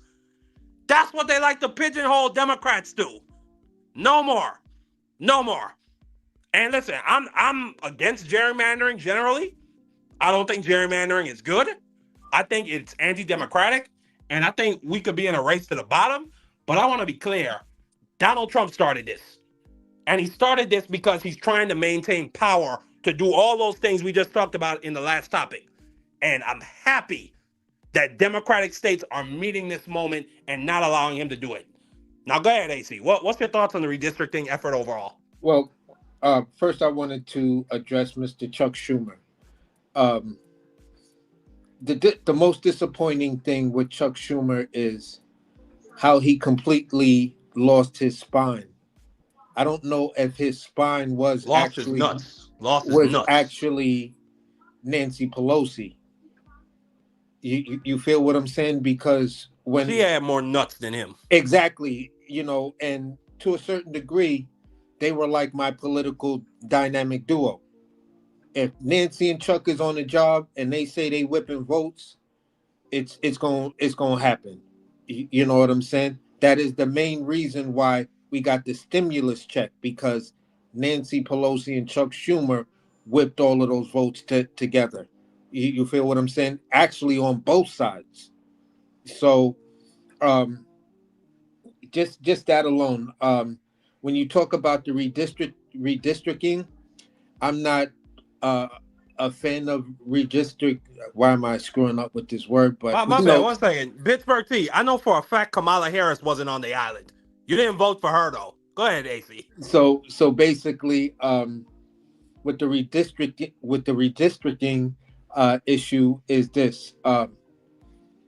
This is why, for me, the older Democrat says, yeah, this newer leadership, you need them to meet this moment, because they're going to meet the moment where it's necessary. If you want to go that low, okay, we'll go that low too. But we'll still hold on to our moral high ground. We're only doing this because of you. You stop doing it, we stop doing it. It's just that simple. And there's no longer the gentleman's agreement in politics. Whereas you say something that's goofy or outrageous, you generally step down because it gives the bad impression. Everything was on what I see and what I perceive. If I see government working and I perceive government is working, then government is actually working. If I don't see that and I can't perceive it, then government is not working. And that's where it's binary. So for me, the younger people who are demanding new leadership at that level to actually make a difference are prepared to meet the moment when something like the Supreme Court says, hey, Joe Biden, we know you're the president right now. You're sitting in the seat right now. We just said if you can justify presidential duty, then hey, whatever you do is good, and we can't. We're just giving you that permission. So we're just gonna see how you take that. Joe Biden, the institutionalist, says, "Well, I can't give the perception of going down that route, even though I'm telling everyone and I'm running a campaign, or I ran a campaign saying that this guy is a threat to the American democracy. But now that I've been given all of this power to actually do something and make sure he can never run, I chose not to do it because I didn't want to have the perception that I was putting my finger on the scale. Okay, it doesn't matter. If that's the threat to democracy, how do you just say, you know what, threat? Here's the keys to the car. I got the wife, I got the kids, I got the grandkids. We're all about to just pack up and ride in the back end. Hey, listen, here's a whole nother bottle of tequila. In fact, here's a whole case of tequila that you can drink before you even put the key in the ignition. So that's basically what Joe Biden did. He supplied Donald Trump with the alcohol and then gave him the keys and told America to hop in the car. Don't worry about it. Joe We Biden. got police. We got highway patrol. Yeah. Joe Biden, to me, was one of the best legislators of our time. Yes, he was. Just when I go back and look at his record. But his biggest problem, if I were in his position, I would have got rid of the filibuster and I would have put terms on these Supreme Court judges as retribution for specifically, literally in I think it's either the 15th or the 14th Amendment in Section 3, AC. It literally says an insurrectionist cannot hold public office ever again. And you were given that power to do something about it, and he didn't. And then the Supreme Court, basically, they put out, and not only that, it was a 9-0 decision, basically saying, well, that was literally, they just disregarded the Constitution and said, well, that might have been appropriate for that time, but we need to move towards normalize it. So basically, they put out some bullshit decision that said we all need to get together and suck each other off and just all be friendly and nice to each other. No! Then they have the immunity decision. I would have put a 1-year term on all of their asses. Got rid of that filibuster and put a 1 term on all of them and got them out that same fucking year. So that then I could put people in position who really know what the fuck they doing. I would have signed. Who are really gonna stand for this country. Hey, listen. But we don't have the problem is we don't have the balls to do that. I would have signed an executive order, right? I would have signed an executive order. I would have had Merrick Garland or whoever was in charge of my DOJ write up everything, the warrants and everything, and said like this, okay, I know we have that memo, but being that I'm president, I'm signing an executive order that says we don't follow that memo no more. That memo is completely irrelevant. Go and fucking arrest this criminal and charge him. Number 2, I'm signing another executive order that says if you were involved in the 2000 and blase blah insurrection or any insurrection moving forward, by presidential decree, the executive order, which somebody in Congress will take up later on and say, listen, yeah, that is the new law. If you were involved in it, you gave a speech on it, any sort of involvement, just the way it's stated in the Constitution, then yeah, you can't run. This way, Donald Trump never runs, and he's also facing his crimes. And that would go for any politician who would be faced with crimes, whether you're a Democrat president, independent president, progressive president, whatever the case may be. You commit crimes while in office, that memo, that perp walk memo that they gave to Nixon is irrelevant. For me, just dealing with all of that, no. I'm just gonna, me personally, I'm gonna cut straight to the chase. 2 executive orders that I know the right bipartisan group of Democrats and Republicans and maybe some independents will see, yeah, this is how we truly protect our nation moving forward. We need to have somebody in 2020. I want a reformist, not an agent of chaos like Donald Trump.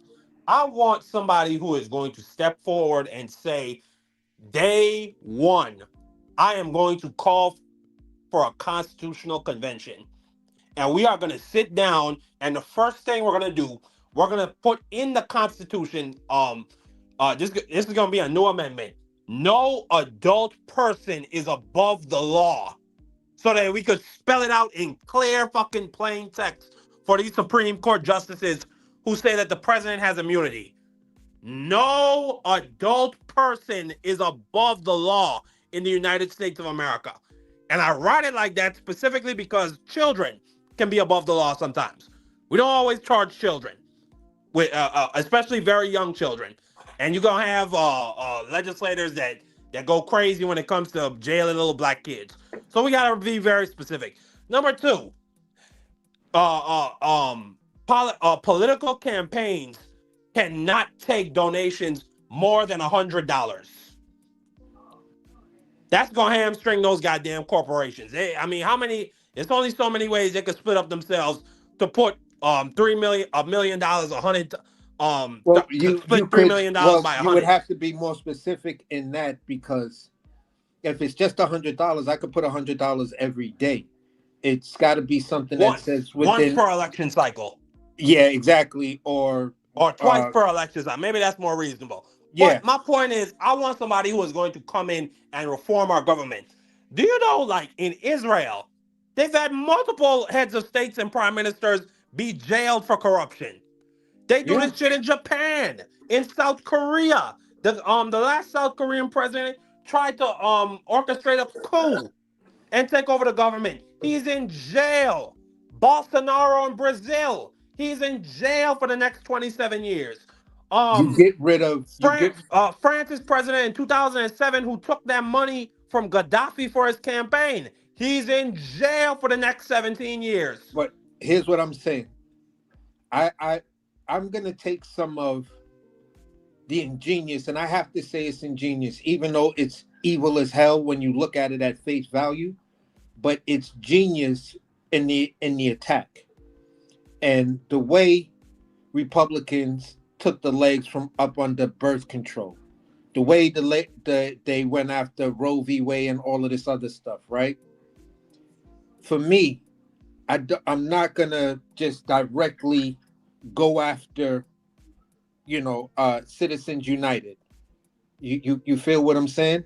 Because if you want to get at them, if you go directly at them, those same people who drop all of that money and lobby groups that are on both sides that say, yeah, you can use it, because Democrats profited off of Citizens United. Obama had one of the biggest PACs and stuff like that when it actually happened, and others, Democrats, whether up and down the ticket, benefit from their super PAC contributions and stuff like that. So what I'm saying is this. All right, if you want to have a super PAC, okay, cool. But what we're doing now is changing the very definition. So your super PAC can no longer have a representative that is a legal person.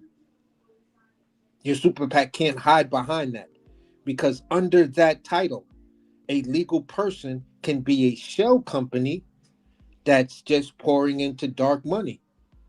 Just like they're saying with crypto, because now this is where you can also have the same thing you're talking about, go after crypto donations, because this is where Donald Trump gets a lot of his money from, and he's laundering lots of money. It's through his crypto. So now, okay, who's your crypto? Is it a legal person or is it a natural person? If you want to have a political contribution, it must be by a natural person. No more legal people. So if you just go after that one definition and say, if we find out that you're a legal person making a political contribution, we're going to lock you up.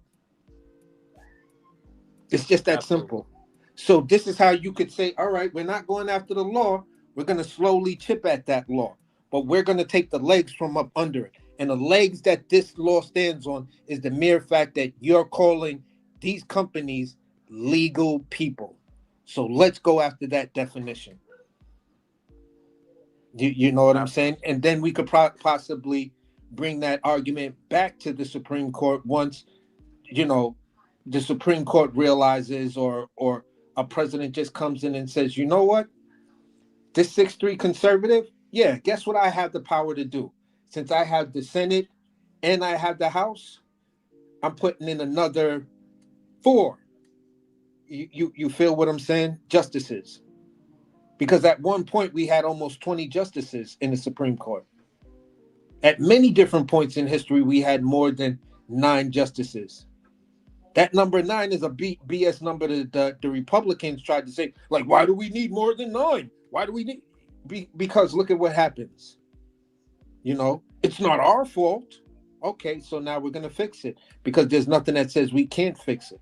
I'm going to put them. I'm going to put fix that Supreme Court, and me and that Supreme Court is now going to start to take the legs from a lot of these things that Donald Trump has put into place. We're not going to try to attack it and go after that one time. We're just going to remove the legs from it, move the bite from the dog, declaw the cat. You know what I'm saying? Defang and declaw the cat. Render you completely useless. Absolutely. So we're gonna move on. This is the last topic of the night. Oh damn, I didn't get the clip up. I wanted to play the clip. Hold on, let me see if I got it and I could bring it up now. Hold on. Let me see if I can save it now. 1 second. We move. Okay, here it is. Hold on. It's gonna take a second to save, but let me just bring this up. So AC, you and I have discussed a lot about AI's robots coming in to take over people's jobs. It is here. It is officially here. Waymo cars, self-autonomous driving cars are here. And according to studies that have been published, they prevent, compared to regular drivers, they have 91% less violent crashes. So that is a huge statistic. On top of the fact, these Waymo cars, hold on, let me pull this up. Where is it? Yeah, here it is. These Waymo cars do not sexually assault anybody. And you see it right there. Uber loses another U.S. driver sexual assault. Now, they were only ordered to pay, well, $5,000. I mean, that's not chump change to me, but to Uber, that's nothing. But the problem, AC, is that's one lawsuit. They still got 3,000 more to go. And they've been held, and thus far, in the 2 cases that have been tried so far, they've been held liable in all 2. So they are going to be handing out a pretty chunk of money because these drivers are perverts and sexually assault these women. So I think that this would be prudent for Uber. And it's just common sense. Uber has 800,000 drivers out there on the road. They could easily replace all of them with the Waymo cars, and their liability based upon at least based on the fact that I don't think a self-autonomous car sexually assault anybody, is lessened. On top of the fact, you don't have to pay a Waymo driving car. You just have to maintain it.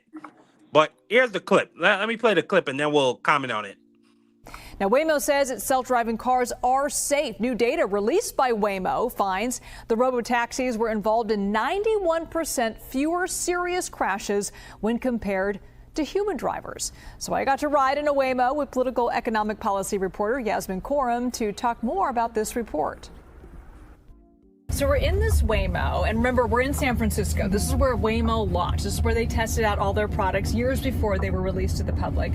And they're out with this new report, and the numbers are pretty shocking. This is a Waymo report. It's a Waymo report, keep that in mind, but still, nonetheless, very interesting. It's from their impact report out this week. They shared that they found that Waymos have 91% fewer crashes than pedestrian-run cars. Of course, keep in mind that there are still a lot more pedestrian-driven cars than Waymos, but still, it is a hopeful statistic. Yeah, and every headline is going to be about Waymo's mistakes, whether or not they're blocking traffic, if they're involved in an accident. More recently, unfortunately, a Waymo hit a dog and a cat a couple of weeks ago. So we're hearing about some of the mistakes that are happening, but also keep in mind there's a lot more cars on the road than Waymos, at least right now. Yes, and interesting to note that Waymos have been acting a little bit more human-like lately. Just a couple days ago in Los Angeles, a Waymo drove into a standoff between cops and some person that they were arresting. It was caught on video. Pretty shocking. You know, at first they were taught to really be careful.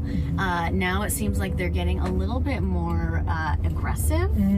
It's, you know, to be seen how that kind of rolls out in the streets out here, but I don't know, it was pretty shocking to see that LA video of the car, of the Waymo driving into the standoff. It sounds like they're making human mistakes. They're acting more like humans, but it's interesting when you talk to a lot of women love Waymo, and it's really a safety issue, right?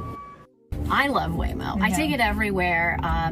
Even if I have to wait longer, it's awesome. New York Times came out with a report earlier this summer that said every 8 minutes with Ubers, there is some kind of sexual assault or misconduct. I deleted the app. I don't use it anymore. You know, a lot of times I'm on calls or I'm driving at night. I'd rather be in a Waymo. It's just me, myself, and I. You know you're safe, at least inside the car. Yeah, exactly.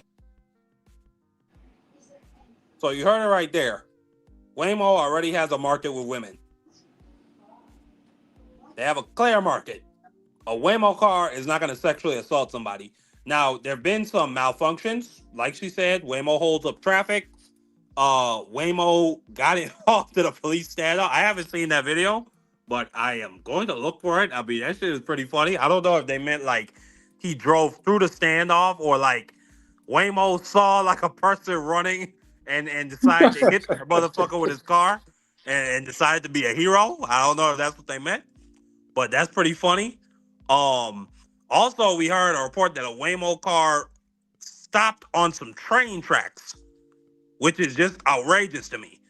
So there's obviously some things to be worked out. It hated its life. It's like, bro, are you serious?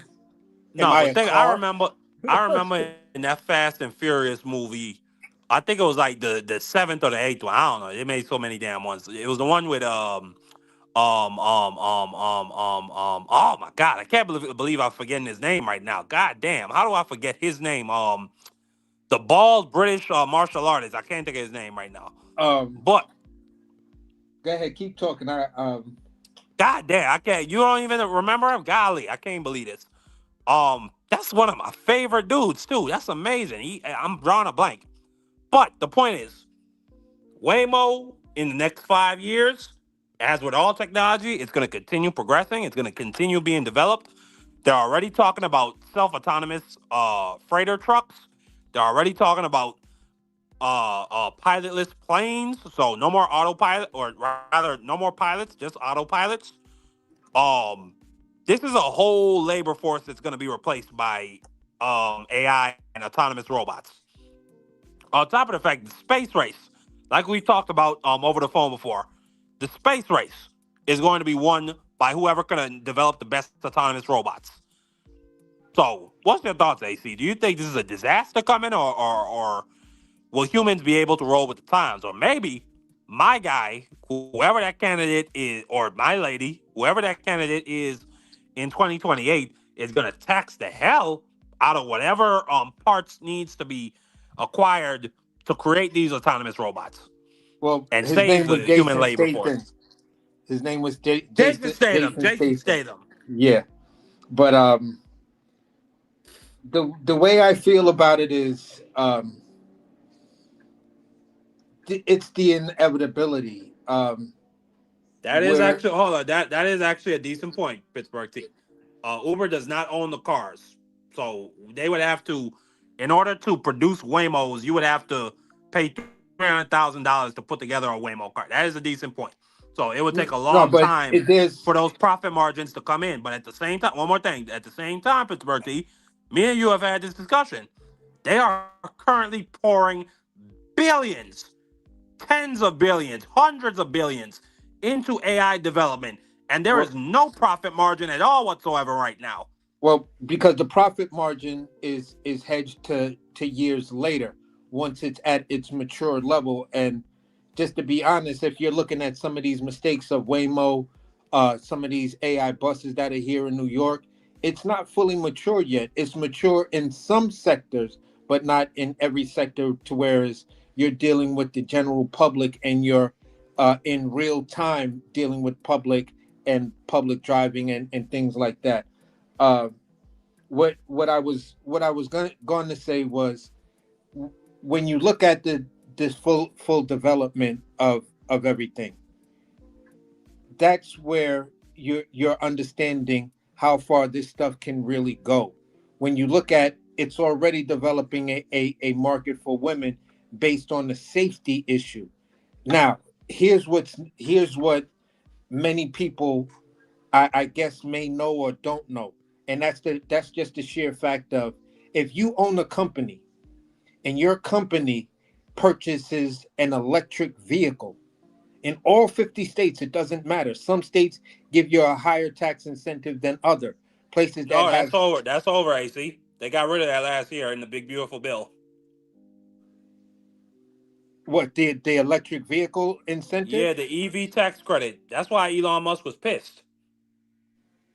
Wow, I didn't know that, because at the end of the day, with the EV tax credit and just things like that, there were provisions in it that you buy a fleet of electric vehicles for your company, then you get these tax breaks and incentives that are over like a 7 to 10 year expansion. And this is where Elon Musk was going to make his play with the electric vehicles and autonomous vehicles. That's why he was so dead set on creating being one of the first developers with Tesla for the autonomous vehicle, because that's what Tesla, all the new Teslas are supposed to do. They're automatic. Once the grid is set, these cars are already ready for autonomous driving and using the AI technology that when you go in to get your car serviced, you can get that AI autonomous thing put in if you have one of the earlier versions of a Tesla vehicle. Now, what I'm saying is this: bringing that back makes sense. Bringing that tax credit back makes sense if you're looking to drive this market. And what I mean by that is, you bring the tax credit back, then we're automatically talking of safety issues. There have been issues with Uber drivers that definitely assaulted people, that got involved in road rage incidents and stuff like that, while they had a passenger in the back. You know what I'm saying? And things like that. Let's just say there's a situation to whereas there's a person who legitimately committed crimes and stuff like that. The same way these New York buses use AI and they have like the facial recognition software, to whereas it made many mistakes, but it also did some things correctly by identifying, people who had long-standing warrants for gun charges and other more dangerous crimes. They caught them just walking down the street. The facial recognition software saw them either walking past the bus or that person got on the bus. If these same type of people use the cars and stuff like that, then guess what? Car can pick you up. Police department is connected to it. Lock the door, pull over, wait for the cops to come pick So you now up. we in a goddamn surveillance state. No, but which we were already. Yeah, we've been in a surveillance state since basically the mid 80s. 9/11. And 9/11 only increased it, because when you look at everything from the mid 80s, when all of these buildings started putting cameras, then you had cameras in elevators and cameras in fast food restaurants and everything else. They were talking about the surveillance state in the 80s moving into the 90s. 9/11 just made it even worse, gave everybody a reason to increase the surveillance state. And this is where you got to give, I rail on Bernie about a lot of things. You know what I'm saying? I despise some of his actions, but I'm not going to be a complete Bernie Sanders hater when he was talking about, you know, one of the obstacles he sees in now that he regretted signing the crime bill. He came out and made that statement. He regretted signing it because he had no idea it was going to lead to the militarization of the police and the surveillance state. He was like, I thought it was just to deal with drugs and drug dealers and all of these, you know, crack babies that were left in garbage cans. When it came to the stuff from 9/11, again, Bernie Sanders said, listen, I get it. We need to protect ourselves. But this homeland security stuff you talking about, I don't know about that, because you get the right type of person in office, they can easily make this a Gestapo or a secret police.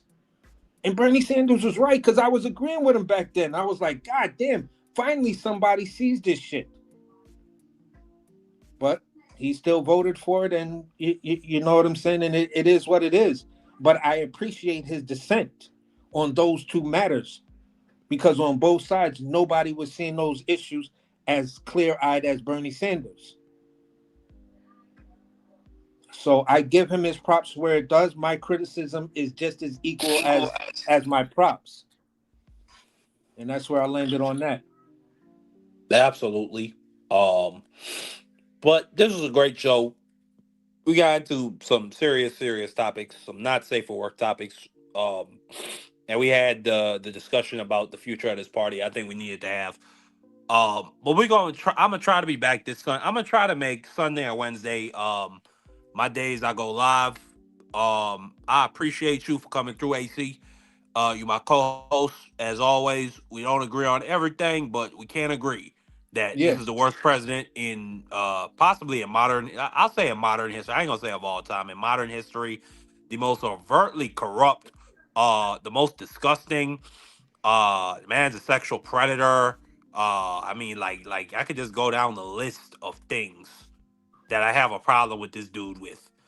Like, and it doesn't even necessarily begin at the policies. Like, I mean, I could talk about the Gestapo, ICE agents. I could talk about like the drunken, this invalid, Pete Hegseth, defense secretary, and his cabinet members.